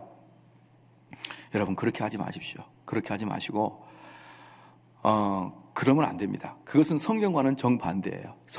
성경은 자기애가 죄의 시작이다 이렇게 얘기합니다. 자 봅시다. 자신을 존중하고 자신의 애정으로 하여금 판단력을 흐리고 억제하는 것은 사람에게는 자연스러운 일입니다. 편견에 빠진 사람들은 공평한 판단을 내리지 못하고 모든 사람은 자신에게 아첨합니다. 못생기고 생각이 뒤틀린 사람 중에 자신이 다른 사람 못지않게 잘생겼다고 정직하게 생각하지 않은 사람은 거의 없습니다. 안 잘생겼는데 거울 보면서 좀 괜찮네 이러고 앉아 있어요. 못생겼다고요. 못생겼어요. 이 정도면 괜찮네. 아니에요. 그건 여러분의 심각한 착각. 그 이제 얼굴은 그렇다 치지만 어디서 내가 이 정도 도덕이면은 괜찮네. 이 정도 살아가면 남들한테 피해를 주지 않고 괜찮게 살아갔네. 이렇게 살아가는 것이 바로 자기를 모르는 것이라는 거예요. 자기를 모르는 것이다. 다윗은 자신을 사랑하기에 자신의 죄악을 알아채지 못했습니다. 오히려 나단이 당신이 그 사람이라고 말해 주어 일깨워 줄 때까지도 다윗의 시력은 좋았다. 모든 사람은 자기가 보기에 대체적으로 깨끗할 것입니다. 자기애는 사람의 눈을 흐려놓아 자신의 이런 행동은 범죄가 아니며 이런 핑계는 충분한 근거가 있고 이런 징후는 일이 잘못되어 간다는 증거라고 생각하지 않도록 만드는 것입니다. 자기애가 가장 싫어하는 것이 자신을 직시하는 것입니다. 자기 영혼의 검증 의무를 외면하게 만드는 것이에요. 그러니까 자기애에 빠진 사람들에게 가장 싫어하는 것은 자기를 직시하는 것입니다. 사람들이 뭐라 그러면 자신을 직시시키면 뭐라 그러냐? 왜 그렇게 극단적이냐 이렇게 얘기해요. 왜 그렇게 한쪽으로 치우쳤습니까? 라고 이야기합니다. 제가 몇 번이나 그 예를 들었었는데 고등학교 3학년 되면은 우리 때는 그랬어요. 그 학력고사 볼 때는 모의고사를 1년 동안 쭉 보잖아요. 그럼 선생님들이 모의고사 점수를 가지고 있어요. 선생님들이. 그러면 1년 동안 본 모의고사 점수의 평균이 나와 있잖아요. 그럼 선생님들이 항상 그 잣대를 딱 들고 와가지고 정대훈 들어와. 너 여기 밑에를 쳐다봐. 요 밑에. 그럼 요 밑에를 쳐다보면요. 내가 알고 있는 대학이 거의 없어요. 희한하죠? 내가 평소 가고 싶고 정대운이라 그러면 그 정도 다녀야 될 그런 대학이 없어 여기에. 그러면 선생님 요거 좀만 올려주면 안 될까요? 선생님 안 돼. 그랬을 때 억지로 올리는 경우가 있거든요. 그럼 선생님이 한마디 해요. 재수해도 네가 책임져. 책임질게요. 100% 재수입니다. 100% 재수예요. 제가 지금까지 보면서 선생님이 여기 말했을 때 내가 그렇게 높은가요? 라는 사람을 본 적이 없어요. 거의 대부분 올려주세요. 왜 쟤를 그렇게 낮게 쳐다보나요? 자기 점수를 대면한 사람들은요 전부 다 깜짝 놀랍니다. 나는 내 상상에는 어디 스카이 대학 정도 딱 다녀야 어울리는 정대훈의 인격이거든요. 여러 가지를 봤을 때. 근데 실제로는 스카이가 아니더라. 엄청 스카이하고는 뭔 말을 할 수 없는, 그런데 듣도 보도 못한 그 대학을 가라고 선생님이 딱 지적을 해주는 거예요. 제가 그겁니까 선생님? 그런데 이거야. 그때야 본성이 보여주는 거예요. 그때야. 누가? 시작? 여러분 옆사람 손 잡아요. 바로 그 사람이 그래요. 그 사람이 자기 주제 파악을 못한 사람이에요. 모든 사람은 자기 주제 파악을 못합니다.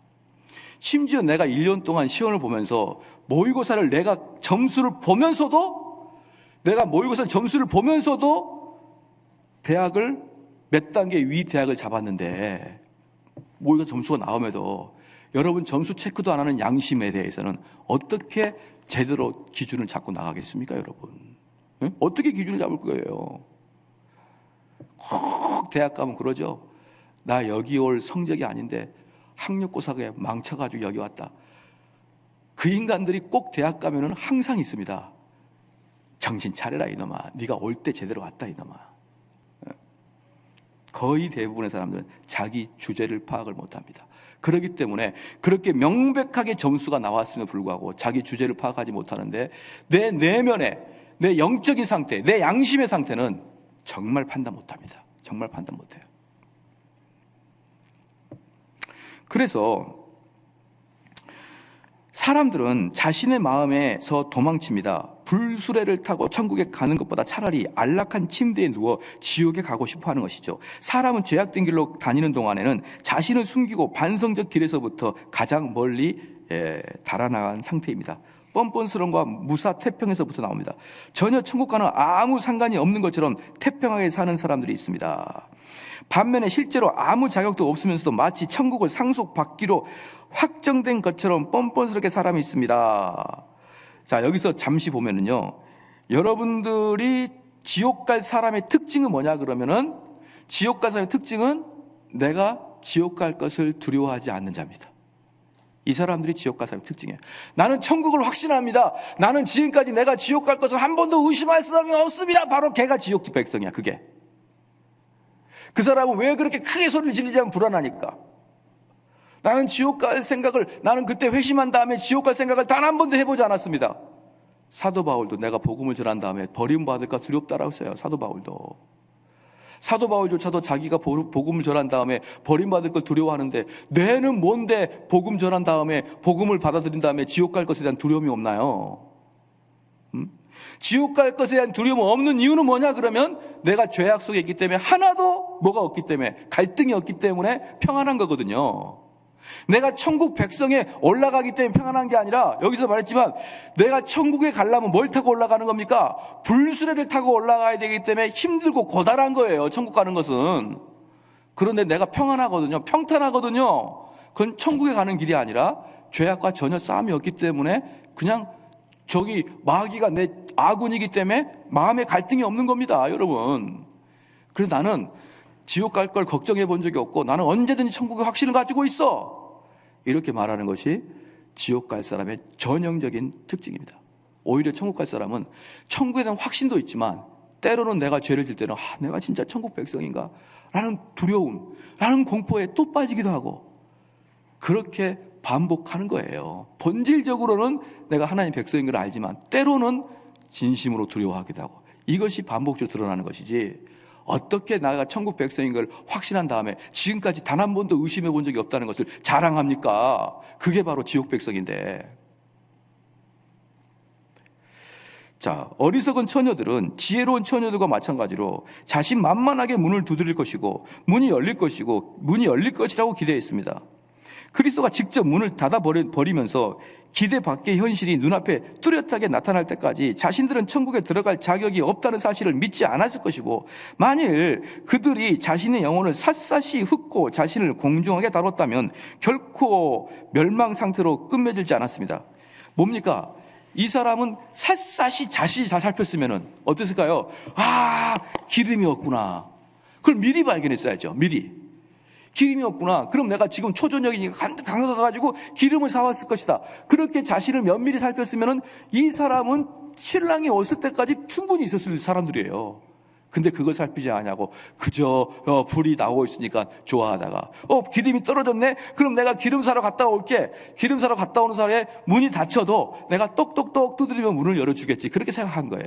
그렇게 하찮게. 그러나 닫힌 문은 열리지 않았다.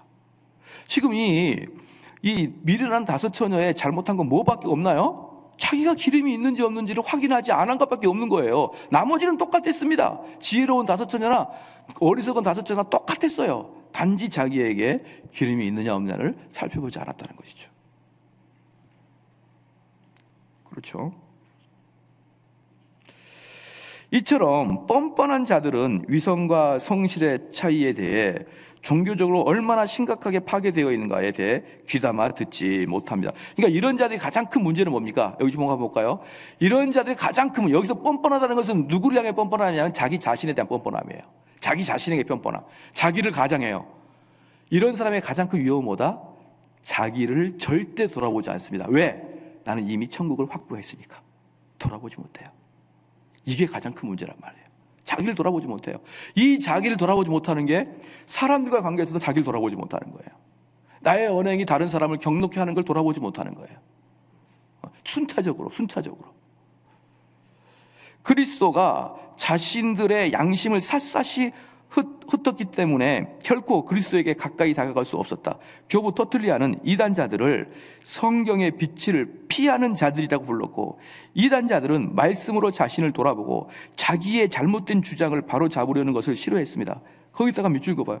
이단자들은 신천지를 말할 뿐더러 신천지는 이단이 아니냐 뭐라고 했습니까? 사이비, 코미디. 그걸 무슨 이단이라고 그래요? 완전히 코미디죠. 너무나 무지한 자들이죠. 그러나 터툴리아는 뭐라고 했습니까? 하나님의 말씀의 빛으로 그 빛이 그들의 잘못을 책망할 때 그것을 피하려고 하는 자들을 이단이라고 했단 말이에요. 피하려고 하는 자들을. 얼마나 두려운 말입니까? 그렇죠?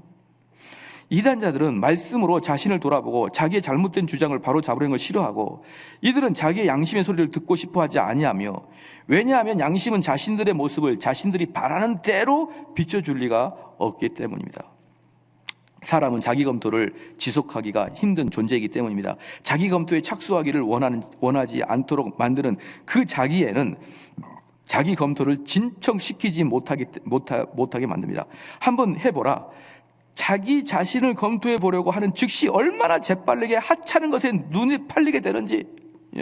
자기를 좀 직시해 보려고 그러면 집에 된장국을 끓였는데 그걸 불을 끄고 왔나? 갑자기 그런 생각이 왜 들어요? 갑자기 내가 했는데 우리 애는 지금 잘 들어오나? 하면서 자기를 직시하려고 하는 순간에 엄청나게 많은 잡동사니 생각들이 나를 전혀 자기를 직시하게 못하게 하고 있어요. 어떻게 한번 해보라. 되나 안 되나?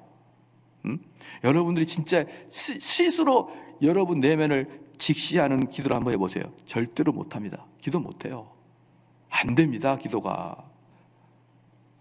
하나님 병 낫게 해주세요 이런 기도야 전문적으로 했으니까 잘하죠. 그러나 내 내면을 탐색하는 기도는 하는 순간 갑자기 생각지도 않았던 가스레인지를 껐나? 내가 수돗물을 닫았나? 집에는 지금 무슨 일이 없나? 이런 잡동사니 생각으로 가득 차는데 바로 그것이 사단의 괴계인 것입니다. 한번 해보라. 자기 자신을 검토해보려고 즉시 얼마나 재빨리 하찮은 것에 한눈 팔게 되는지. 모든 사람의 마음은 제멋대로 뛰어다니는 망아지와 같고, 처음부터 고삐를 튼튼히 잡고 단단한 각오를 하지 않으면 마음은 금세 난장판이 되어버리고, 은혜의 시험을 받을 때 마음을 붙잡아줄 은혜의 안정성이 필요하다. 그래서 청교도는 말해요. 신앙생활에서 그 어떤 것보다 어려운 것은 기도라고. 기도는 너무너무 어려워서요, 이 세상에서 할 수 있는 것 중에 제일 어려운 게 기도일 거예요. 그러니까 기도는 못해요. 웬만해서는 그냥 다 도망가 버리죠. 자, 그 다음에 네 번째, 우리는 본성적으로 쉽사리 속고 착각에 빠지기 쉽습니다. 우리는 기만적인 마음은 우리가 바보짓을 하는 동안에 황홀한 노래소리가 나오는데, 사실 그 소리는 독사의 이빨 사이에서 나오는 쉑쉑 소리와 같다. 가장 평온한 노래소리, 심지어 성령의 음성처럼 가장할 수 있다. 무죄하여 분별력이 뛰어난 아담이 속아 넘어갈 정도면 우리처럼 부패한 본성을 가진 자들은 원수들에게 다 속아 넘어갑니다. 예수님의 제자인 야고보와 요한은 그리스도의 잔을 자신들도 마실 수 있다고 의문의 여지 없이 장담하였습니다. 그러나 심각한 사태가 눈앞에 닥치자 야고보와 요한은 다른 제자들과 함께 달아나기 바빴습니다. 사람은 자신의 부패한 분별력을, 때로는 자신의 정의감을 의의 기준으로 삼고, 그렇다고 밑줄 그으셔요. 제가 계속 정의감 갖지 말라고 하는 이유는 여러분이 정의감이 도취되는 순간에 뭘 못한다고요? 시작. 회개를 못한다고요. 정말 정의감이 도취되는 사람은 지옥 가요. 여러분, 정의감에 도취되는 지옥 간단 말입니다. 왜? 끝까지 회개 못하니까. 정의를 외치는 사람은 그 분야에서만큼은 나는 정직하다는 것이고, 그 분야에만큼은 나는 걔보다 뛰어나다는 순간이기 때문에 정의감을 외치는 자는 지옥 가게 되어 있습니다. 여러분, 제발 정의감을 외치지 마십시오. 그건 여러분의 영혼을 위해서지, 제가 무엇을 하겠다고 그렇게 이야기하겠습니까? 여러분의 영혼을 위해서요.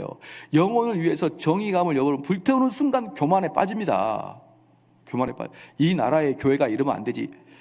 나나 잘하자 이거예요. 나나 잘하자. 이 나라의 교회 여러분 신경 쓸 필요도 없고 신경 써도 아무것도 안 변합니다. 그냥 나나 잘하면 되는 거예요. 할렐루야. 나나 하나님의 말씀에 순종하고 나나 하나님께 기도하고 나나 구제하고 나나 다른 사람에게 사랑을 베풀면 되는 것이지 뭘 우리 한국 교회를 이야기합니까? 정의감을 의의 기준으로 삼고 자신의 예정에 따라 은혜를 만들 뿐 아니라 신을 만들어 내는 본성적 경향을 갖고 있습니다. 이게 지금 청교도들의 글인데 청교도들의 글 당시에도 사람들은 무수하게 자기의 정의감을 이야기했거든요. 야, 사회는 이러면 안 되지, 법관은 이러면 안 되지, 국회의원은 이러면 안 되지, 니는 그러면 안 되지. 그러나 나만 몰라요. 나만. 요번에도 보면은 참 재밌어요. 보면은 요번에 헌법재판소장, 헌법재판소 그 사람이 조사해 보니까 8번을 위장전입니다. 8번을. 역대 최다. 그러니까 여러분 그 젊었을 때 이렇게 부동산 그 좀 돈 벌어보려고 왔다 갔다 이사하고 그러면 아예 공직에 들어가지를 말아요. 그 높은 데를 그냥 대충 하다가 은퇴하면 되지. 이게 무슨 창피입니까? 그런데 그 사람들이 젊었을 때 뭐 했어요? 위장전입하는 사람들한테 너희들이 공직에 들어갈 수 있냐고 손가락질했던 사람들이에요. 너희들이 공직에 들어갈 수 있느냐 이렇게 위장전입해가지고. 근데 당신들이 올라가 보니까 어때요? 8개나 있습니다. 그럼 물어볼게요. 여러분 한번 물어볼게요. 내가 만약에 8번의 위장전입을 했는데 내가 헌법재판소 후보로 올라갔어요. 후보로 올라가면은 인사청문회 할 거 아닙니까? 그럼 그 사람이 내가 8번을 했던 게 들통날까를 알까요 모를까요? 시작. 저는 아마 모를 수도 있다고 생각을 해요. 만약에 알았다 그러면 못 나올 것 같거든요. 저라면. 그러니까 그 사람들도 순간적으로 뭡니까? 자기가 20년 전 30년 전 했던 것을 잊어버리는 거예요. 그리고 그게 모르겠어요. 그 사람들 마음속은 모르겠는데 아니면은 자기가 생각했을 때는 이게 별로 큰 흠이 안 될 수도 있다고 생각하기 때문에 그렇게 살 수 있어요. 그런데 돈 좀 벌어보려고 이사 몇 번 하는 게 우리 솔직히 뭐가 잘못입니까? 그건 또 우리도 그렇게 살아오잖아요. 우리가 여기서 뭡니까 재개발한다 그러면 거기 뭐 하나 사가지고 재개발 끝나면 또 얼른 옆에 가가지고 재개발할 때 또 사가지고 또 돈 받고 이 얼마나 재밌어요. 얼마나 할렐루야 하면 복 받은 짓이에요. 근데 그게 공직자로 딱 가니까 빼도 박도 못한 나는 별로 그게 큰 죄라고 생각하지 않았는데 그걸 공개적으로 보이니까 영 빼도 박도 못할 그런 죄가 되는 거잖아요. 그러니까 무슨 말입니까? 남들이 할 때는 정말 큰 죄로 보여도 내가 할 때는 그게 별로 큰 죄로 보이지 않는 거예요. 그게 우리가 속아 있는 것이다. 그런 게 속지 말자. 할렐루야. 속지 말자. 그래서 사람은 자신의 부패한 분별력을 때로는 자신의 정의감을 의해 갖춘 기준 삼고 자신의 예정에 따라 은혜를 만들 뿐 아니라 신을 만들어내는 본성적 경향을 갖고 있습니다. 참 재밌는 것이죠. 그래서 시편 50편 21절에 네가 이 일을 행하여도 내가 장담하였더니 내가 나를 너와 같은 줄로 생각하였도다. 음행하는 자나 우상 숭배하는 자나 간음하는 자나 탐색하는 자나 남색하는 자나 도적이나 탐욕을 부리는 자나 술 취하는 자나 모욕하는 자나 속여 빼앗은 자들은 하나님의 나라를 유혹으로 받지 못하리라. 여기서 뭐라고 그러냐면 중요한 게 뭐냐면 속지 말라는 거예요. 속지 말라. 이게 핵심입니다. 속지 말라. 사람은 심지어 이런 것들에도 속아 거짓된 소망을 품을 수 있습니다. 하물며 도덕적 의에 대해서는 더할 나위가 없습니다. 실제로 영적으로 빈곤하면서 영적으로 부유하다고 자랑하는 사람들이 얼마나 많습니까? 계시록 3장 17절에 네가 말하기를 나는 부자라 부유하며 부유한 것이 없다 하니 내 공고한 것과 가련한 것과 가난한 것과 눈먼 것과 벌거벗은 것을 알지 못하는도다. 이 문제에서 속는 것은 가장 고통스럽기 때문입니다. 천국에 가는 것을 당연하게 여기던 사람이 지옥에 던져졌을 때 왕관을 머리에 쓸 것을 꿈꾸다가 족쇄를 찰 때 고통은 배가 될 것입니다. 천국에 대한 기대가 근거 없이 높을수록 그 기대를 상실할 때 그만큼 더 큰 고통이 있습니다. 자신을 죽이는 것은 타인을 죽이는 것보다 더 큰 죄악입니다. 타인을 향한 사랑의 모범이요 규칙인 자신을 향한 사랑을 배반하는 것이기 때문입니다. 여섯 번째, 자기 검증의 부족 때문에 실패한 사람들이 많기 때문입니다. 천국에 들어갈 자격을 가졌다고 생각하는 수많은 사람이 지옥의 깊은 곳에 처박혀 있습니다.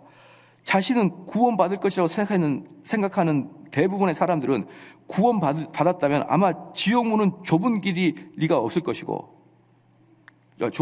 그 지옥길을 가는 자들을 찾는 것은 어려워질 것입니다. 그리고 지옥은 아마도 텅텅 비어 있을 것입니다. 그러니까 무슨 말이냐면, 나는 천국 갈 것이라고 확신을 했어요.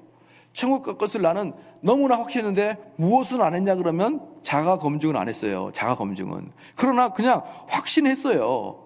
그리고 이제 마지막에 자녀들한테, 얘들아, 내가 너희들한테 유언할 게 있는데 너희들은 앞으로 신앙생활 잘하고 목사님 중심으로 잘 신앙생활하라. 그거 깔끄닥 죽었거든요.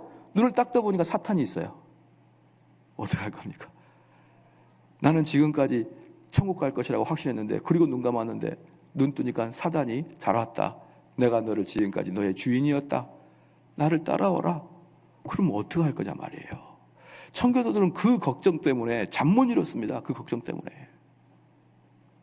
그런데 이런 중차대한 걱정 앞에 이 세상 것에 대해서 얼마나 우리가 신경 쓰는 게 어리석냐 이 말이에요.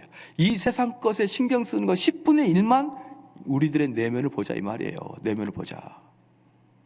적용입니다. 자기 검증이 우리의 의무라면 우리는 우리 자신의 상태를 알 수가 있습니다. 우리는 이성적 특권을 가지고 있기에 근면하게 살피면 은혜가 낳는 결과를 통해 우리에게 은혜가 임했다는 사실을 알 수가 있는 것이에요. 은혜는 1차적으로 의지 속에 자리 잡고 행동을 통해 자기를 나타냅니다. 하나님이 존재하는 사실은 하나님이 세상에서 능력을 발휘한 결과들을 통해 알려진 것입니다. 믿음이 있다는 사실은 그 믿음과 삶에서 믿음이 활동함으로 알려진 것입니다. 정금과 도금은 다른 게 하나도 없어 보이지만 시금석을 통하면 각각의 본성을 가려낼 것입니다. 위선자의 은혜는 진짜 은혜처럼 보이지만 같은 것이 아닙니다. 어떤 말이나 행동을 통해 우리의 마음을 힐끗 쳐다본다면 진정으로 말하거나 행동하는지 아니면 다른 목적을 품고 있는지를 알 수가 있을 것입니다. 어떤 사람이 정신과 양심은 그 사람의 내면에 있는 것들, 습관들, 이런저런 행동들을 하게 된 특정한 동기들을 알 수 있습니다. 자신의 마음과 대화를 해보면 자기의 영혼의 관심사를 잘 알게 될 것입니다. 우리는 특정한 욕구와 그 활동을 알고 있습니다. 어떤 위험이나 사랑스러운 대상에 관련된 우리 자신의 행동과 그 행동의 목적을 알지 못하면서 두려워하거나 사랑하는 사람은 아무도 없습니다. 우리가 짐승보다 뛰어난 것은 반성적 고찰을 한다는 것이에요. 그러니까 우리가 짐승이 아니란 이유는 뭡니까? 우리를 스스로를 돌아본다는 것이죠. 우리를 스스로 돌아볼 수 있는 힘이 우리는 짐승과 같지 않다는 증거죠. 그럼 우리는 스스로 돌아보지 않는다는 사람은 이 땅을 짐승처럼 살아간다는 거예요. 약육강식에 살아가는 거예요. 본성적으로 살아가는 거예요. 그렇죠? 그런 짐승과 같은 삶을 우리는 살아갑니다. 그런데 짐승은 짐승과 같이 살아가는 것이 죄가 아닙니다. 그런데 하나님의 형상인 도덕적 인격을 갖고 있는 우리가 짐승처럼 살아가는 것은 크나큰 죄인 것이죠. 그 다음에 두 번째, 자기 검증의 의무를 소홀히 하는 것은 정말 어리석은 것입니다. 자기 안에 그리스도가 있는지 없는지도 알아보지 않은 채 세상을 돌아다니는 교인들이 정말 많습니다. 자, 그러니까 이러한 것들이 제정신이야 이 말이에요. 이러한 것들이 자기 내면은 쳐다보지 않고 뭔 세상을 그렇게 잘하냐 이 말입니다. 만일 은혜가 내 속에 있는지 없는지를 알아보지 않고 기타 수많은 것을 알고 있다고 해서 그게 무슨 소용이 되겠느냐 이 말이에요. 하늘 예루살렘 시민이라고 자처하면서도 보여줄 통행권조차 없다면 그게 무슨 일입니까? 그러니까 여러분들 한번 생각해 보십시오. 한번 우리 한번 봐볼까요? 곰곰이 있다가 기도할 때 생각해 보십시오. 내가 꼴까닥 죽었을 때 내 안에 성령님이 계셔서 그 성령님이 내가 꼴까닥 죽었을 때 내가 너의 변호사다라고 나타날 것인지 한번 보세요. 내 속에 그런 것이 있는지. 주님이 내가 너의 변호사다라고 나타날 것인지,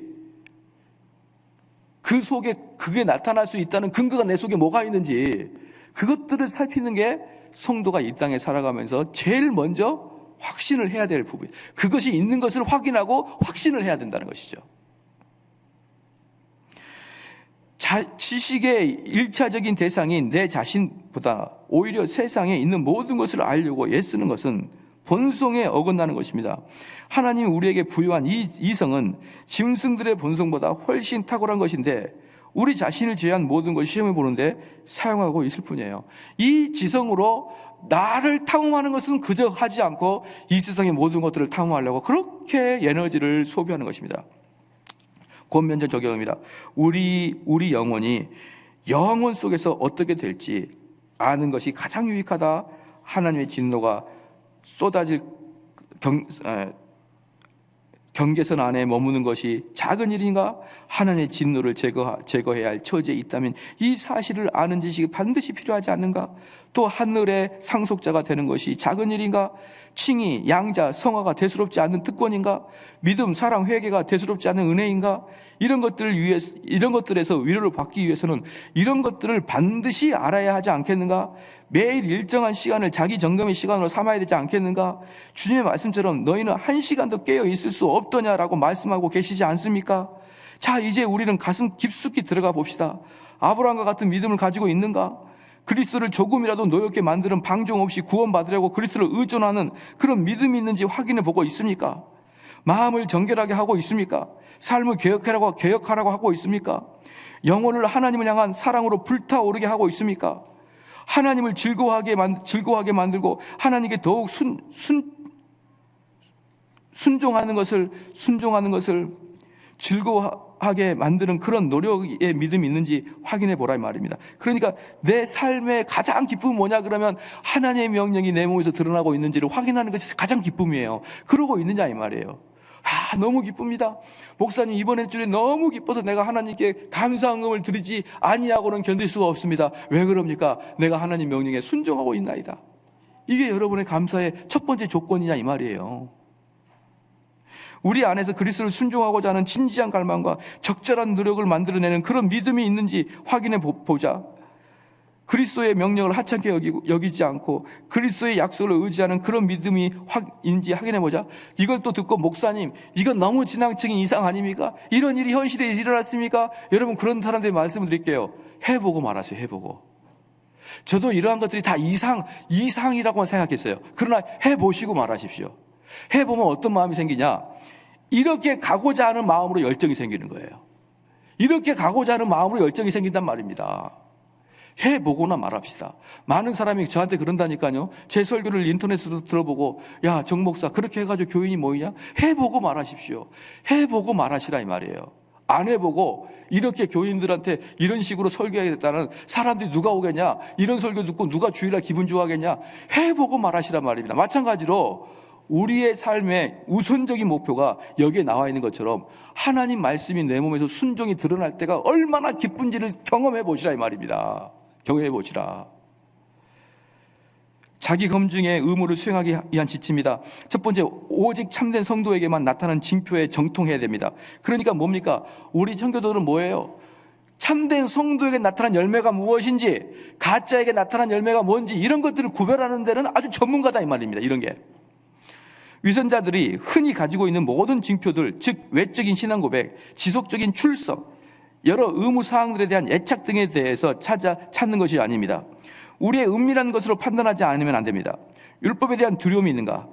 두려움에서가 아니라, 또한 세상에서 선하다고 평판해서가 아니라 내면에 있는 선의 원리에서 선을 행하는 자만이 선한 사람이고 선을 행하는 것이다. 여기 밑줄 그으십시오. 내면의 원리, 선의 원리입니다. 원리, 선함의 원리에 따라서 해야 됩니다. 은혜는 또 다른 목적을 간직할 수 없는 그런 특징을 지닌 것입니다. 은혜는 직접적으로 하나님에게서 나오는 것처럼 모든 행위에서 직접적으로 하나님을 중시하게 되어 있습니다. 은혜는 본질 그 자체에서 하나님을 목표로 하고 있습니다. 즉 하나님을 사랑하는 것, 하나님을 믿을 것을 목표로 삼는 것입니다. 그러니까 봅시다. 하나님을 목표로 삼냐가 핵심이에요. 이 사람에게는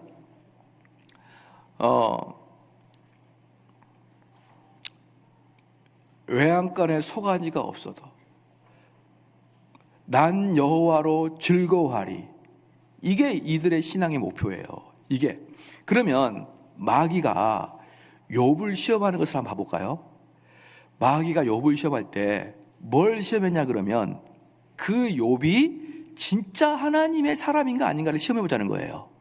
그러면서 뭘 했습니까? 하나님이 주신 여러 가지 복 때문에 하나님 섬기는 겁니다 라고 이야기했어요. 그러면 그 욥에게 그것을 뺏어버리면은 그 욥은 하나님을 욕하고 돌아설 것입니다. 그렇게 마귀가 욥을 시험하자 그랬거든요. 똑같아요. 우리의 목적은 하나님 그 자체입니까? 하나님은 하나님을 섬기로 말미암아 나에게 오는 여러 가지 유익들 있잖아요. 가장 대표적인 유익이 뭡니까? 하나님을 섬기로 말미암아 내 마음에 평안함이 있고, 하나님을 섬기로 말미암아 내 가정에 기쁨이 있고, 이러한 것들이 목표가 돼요. 보편적으로 그것은 하나님이 제1의 목표가 아니다. 그것은 하나님을 이용한 내 마음의 평강을 찾는 것이다. 그런 것이 없을지라도, 내가 하나님을 섬김에도 불구하고 내 가정에 평안이 없고 내 마음에 평안이 없을지라도 하나님 자체를 예배하고 하나님에 붙들려 있고 하나님 말씀을 사모하고, 이런 자체가 내 삶의, 내 신앙의 목적이 돼야 됩니다. 목적이. 그러고 있느냐 이 말이에요. 내가 사업이 다 망해도, 내가 가족이 그냥, 내가 이 신앙생활 때문에 가족이 다 파탄이 돼도 내가 하나님을 알려고 노력하는 것에 목적이 있느냐 이 말이죠. 목적이 있느냐. 어떤 목사님의 그 강의를 한번 들었는데, 저는 참 요즘 목사님 세련되게들 하신다라고 하는데 그렇게 얘기하더라고요. Q&A인데 어떤 성도가, 목사님, 우리 남편이 그렇게 교회를 가지 말라 그러는데 그래도 교회 가야 됩니까? 이렇게 얘기한 목사님이 하는 말이, 전도라는 것은 꼭 교회로 데려오는 것만이 전도가 아닙니다. 여러분의 삶에서 남편을 섬기는 것도 그를 향한 전도입니다. 그래서 내가 전화를 하려고 그랬어요. 전화를. 근데 전화번호를 내가 몰라서 전화를 하려고 했는데, 정말 그런 식으로 좀 세련되게 이야기하지 말자는 거예요. 무슨 섬기면 전도? 전도는 뭡니까? 우리 주님의 복음이 들어가는 게 전도예요. 복음이. 뭘 그렇게 세련되게 얘기합니까? 그럼 우린 전도는 뭡니까? 무조건 교회 데려와야 됩니다. 무조건 교회 데려와서 그 사람이 하나님 말씀 듣는데 귀를 열게 해야 됩니다. 그게 전도지. 그래가지고 자기가 그냥 섬기고 그러면 나중에 남편이 마음에 감동 감화를 받아가지고, 그런 식으로요. 그러니까 가정의 평화를 위해서는 하나님 말씀을 좀 안 들으면 어떻느냐? 이 마음속 깊숙한 곳에는 뭡니까? 우리가 믿음은 가정의 행복이라는 것에 포커스를 두고 있는 거예요. 그 목사님은 가정이 깨져가면서까지 하나님 앞에 갈 필요가 있느냐 이 말이에요. 그러나 정말 깊숙하게 들어가게 되면 불신자 남편이 죽이겠다 그래도 나는 하나님을 떠날 수 없습니다. 이게 믿음이죠. 내가 가정이 깨져도 나는 하나님 버릴 수 없습니다. 이게 믿음이죠. 가정이 깨면서까지 꼭 그렇게 교회를 나와야겠냐, 이게 믿음이냐 이 말이에요. 우리의 믿음의 가장 본질은 예수님을 믿음으로 우리 가정의 행복이 아닙니다. 여러분, 그냥 예수님 그 자체예요. 그 하나님 그냥 그 자체. 내가 그분하고 같이 있으면은 내가 가정이 깨질지라도 나는 괜찮습니다. 이게 믿음이죠. 내 속사람으로는 하나님의 법을 즐거워합니다. 당신의 신앙을 자극하는 것이 무엇입니까? 꾸밈이 없는 애정인지, 불안정한 욕구인지, 육적 이익인지, 교양인지 등을 확인해 보십시오. 그리고 구원에 속한 징표를 찾아보라. 진짜 은혜를 받은 것인지를 반드시 따져봐야 된다. 가장 낮은 단계에 참되고 진정한 은혜부터 따지기 시작해야 한다. 은혜가 심령의 갈망을 충분히 채워줄 수 없을 만큼 작은 은혜라도 그 살아있는 은혜의 속성을 발견하게 될 것입니다. 은혜라는 것은 작아도 속성이 보인다는 것이죠. 작아도 속성이 보인다. 그래서 저는 지금의 한국 교회가 가장 큰 문제는 뭐냐면, 너무나 나는 이게 싫어요. 많은 교회에 그 첫 번째로 그 교회의 모토 중에 하나가 뭐냐면 행복한 가정, 깨지지 않는 가정이에요. 그게 교회의 모토. 그래서 가정 세미나 엄청 많이 해요. 교회들 보면 부부 세미나, 가정 세미나, 택도 없습니다. 그렇게 해서 됩니까? 안 돼요. 진짜는 뭡니까? 남편이 은혜 받고 아내가 거듭났는데 뭐하러 가정 세미나 할 필요가 뭐가 있나요? 그냥 놔둬버리면 잘하는데. 그렇게 해가지고 각 교회마다 무슨 5월달만 되면 무슨 가정세미나 뭐 해가지고 뭐 안에 발을 씻겨주는데 뭐 어떻게 씻겨준다 그랬습니까? 발가락에 손끝 넣어가지고 막 씻어주고, 예, 이게 지금 뭐죠? 세속직을 하는 거예요, 세속직을. 이거 해가지고 감동 줘가지고 젖은 손이 애처로워 막 이렇게 노래 불러가지고 안아주고 여보 나 때문에 힘들었지. 그리고 엉엉엉 울어요. 한 달 후에 또 싸우려고. 한 달 후에 또 싸워서 또 그러려고. 그 손가락으로 해줘도 속으로 또 싸우려고. 그렇게 해가지고 변합니까? 기독교는 그런 것이 우선이 아닙니다. 기독교는 그것은 따라오는 보너스고요. 하나님만 알기를 여러분이 소원해야 됩니다. 그렇죠? 그래서 먼저 은혜가 가짜인지를 검증해 봅시다. 그 다음에 그 은혜가 얼마나 높은 것인지를 검증해 봅시다. 순도 낮은 소량의 금은 순도 높은 커다란 숫덩어리보다 값집니다. 하늘에 마음을 두면 하늘에 있는 마음의 보화를 드립니다. 우리가 다윗의 성정을 가지고 있어서 모든 거짓된 것을 미워하는지 바울의 성정을 가지고 있어서 하나님을 섬김에서와 사람의 교제에서 항상 양심의 거리낌이 없기를 힘쓰는지 확인하라. 양심이 하나님에 대한 것이라고 우리에게 말해주는 어떤 것도 무시하지 않는 것입니다. 하나님에 대한 우리의 의무입니다. 건전하고 부정할 수 없는 징표 하나가 논란의 여지가 1000개의 징표가 났습니다. 두 번째, 자기를 검증할 때 하나님의 말씀을 우리의 유일한 규칙으로 삼자. 그러니까 말씀이 규칙으로 되라. 말씀 규칙으로 하라. 세 번째, 양심의 첫째 명령을 받아들이지 말라. 양심의 첫째 명령을 받아. 여기 한번 읽어볼게요. 착실하게 조사하지 않는 채 자기의 믿음을 믿는 자는 미련한 자입니다. 그렇게 하는 것은 지혜가 아닙니다. 자기의 마음을 엄격하게 조사하여 검증하는 자는 자신의 올무와 두려움에서 구원을 받을 것입니다. 자주 약속을 어긴 사람들에 대해 조심하고 경계하는 것처럼 우리를 빈번히 속인 우리 마음에 대해서도 조심하고 경계해야 됩니다. 자, 여러분을 가장 많이 속인 자가 누구죠? 나 자신이잖아요. 나 자신이 얼마큼 많이 속이냐면 아침에 알람 시간도 항상 꺼버리잖아요. 나는 분명히 자기 전에는 6시에 일어날 거라고 했지만 아침에 일어나면 8시예요. 내 자신을 그렇게 내 자신이 그렇게 속았는데 기도 시간에 첫 번째 우리는 확신을 그냥 믿어요. 응? 기도 시간에 첫 번째는 그런 평안을 믿어요. 믿지 말라는 겁니다. 그 자기를 속이는 것이라고. 마음의 기만의 획책과 괴계를 드러낼 것입니다. 그렇죠. 봅시다. 우리를 빈번히 속이는 우리 마음에 대해서 조심하고 경계해야 됩니다. 양심이 무슨 말을 하든지 그런 말을 한 원인과 목적에 대한 검증을 마칠 때까지는 그 말을 받아들이지 말아야 됩니다. 바로 여기서 가장 위대한 사기꾼을 상대하게 될 것입니다. 네 번째, 전체적으로 성령의 도움을 절실히 구해야 됩니다. 이 문제에서 자연적 양심은 충분하지가 않습니다. 반드시 성령의 영향력 아래에 있어야 됩니다. 하나님의 통역사만이 하나님의 의로움을 사람들에게 보여줄 수 있습니다. 태양의 빛을 발해 창고로 비칠 때 우리의 시각이 반영되는 것입니다. 만일 성령의 빛을 거두어 가시면 영혼 속에 있는 은사들을 나타나지가 않습니다. 그러나 성령이 자신을 펼치면 영혼 속의 은사들도 참된 광채를 나타내요. 다윗은 자신의 마음을 샅샅이 뒤졌으면서도 자신의 노력 안에 안주하지 않고 하나님이 다윗 자신의 마음을 시험하여 더 충분하게 아시리라고 그리하여 다윗 자신의 마음을 완벽하게 드러내어 하나님을 찬양할 수 있게 해달라고 강구했습니다. 그래서 우리는 하나님이 나를 살피사 내 마음을 아시며 나를 시험하사 내 뜻을 아옵소서라고 기도했습니다. 다섯 번째, 우리가 받은 은사들을 시험하고 조사하는 도중에 우리 마음이 그 은사들을 의존하지 않도록 주의하시기를 바랍니다. 여섯 번째, 우리는 우리가 갈망하는 그런 상태에 있지 않다는 사실을 발견한다면 믿음의 직접적인 행위를 하자. 그리스도 안에 있는 생명의 약속에 있는 하나님의 진실성과 신실성에 우리를 맡겨야 됩니다. 생명의 약속을 붙들어야 됩니다. 반성적 행동으로 말미암아 위로를 얻지 못하거든 직접적으로 믿음을 발해야 됩니다. 어둠이 있고 빛이 하나도 없을 때, 그럴 때 하나님의 이름을 신뢰하고 하나님께 의지하는 것이 영혼의 본래적인 사명입니다. 그럴 때는 생명수를 마시고 우리의 죄악을 짊어진 채 신음하고 구세주로 나가야 됩니다. 우리는 하나님의 행동에 입각하여 우리 본성적으로 우리 영혼 속에 만들어진 것을 찾아낸 뒤에 하나님의 말씀을 믿고 하나님을 신뢰하려고 해야 됩니다. 그래서 하나님은 인간 자신의 은사를 숨겨놓고 영혼으로 하여금 믿음을 행하도록 이끌어낼 때가 종종 있습니다. 이것이 하나님을 가장 영화롭게 하는 것입니다.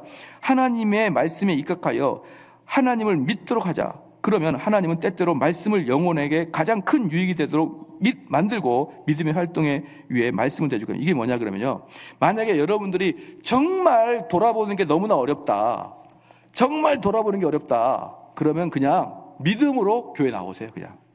그래서 말씀 안에 앉아 있으십시오. 믿음으로 나와서 말씀 안에 앉아 있으라. 그러면 하나님이 그 말씀으로 여러분을 또다시 찾아올 수가 있다. 결론입니다. 자기 검증을 자주 실행하자. 하나님이 다른 어떤 피조물에게 주지 않는 오직 우리에게만 주는 특권을 소홀히 여기지 말자. 자, 여기서 마치겠는데요. 우리 성도들은 바로 오늘은 자기 검증입니다. 자기 검증이고, 이제 내일은 우리가 자기 검증을 한 이후에는 그리스도를 바라봐야 되는데, 이게 여러분들에게 성찬 사격에만 끝나지 않고 우리들의 신앙의 전반적인 삶이 자기 검증의 삶을 살아가야 해요. 자기 검증의 삶을 살아가는 것 자체가 성도의 삶이고, 그게 바로 성도의 내면의 영적 싸움인 것이에요.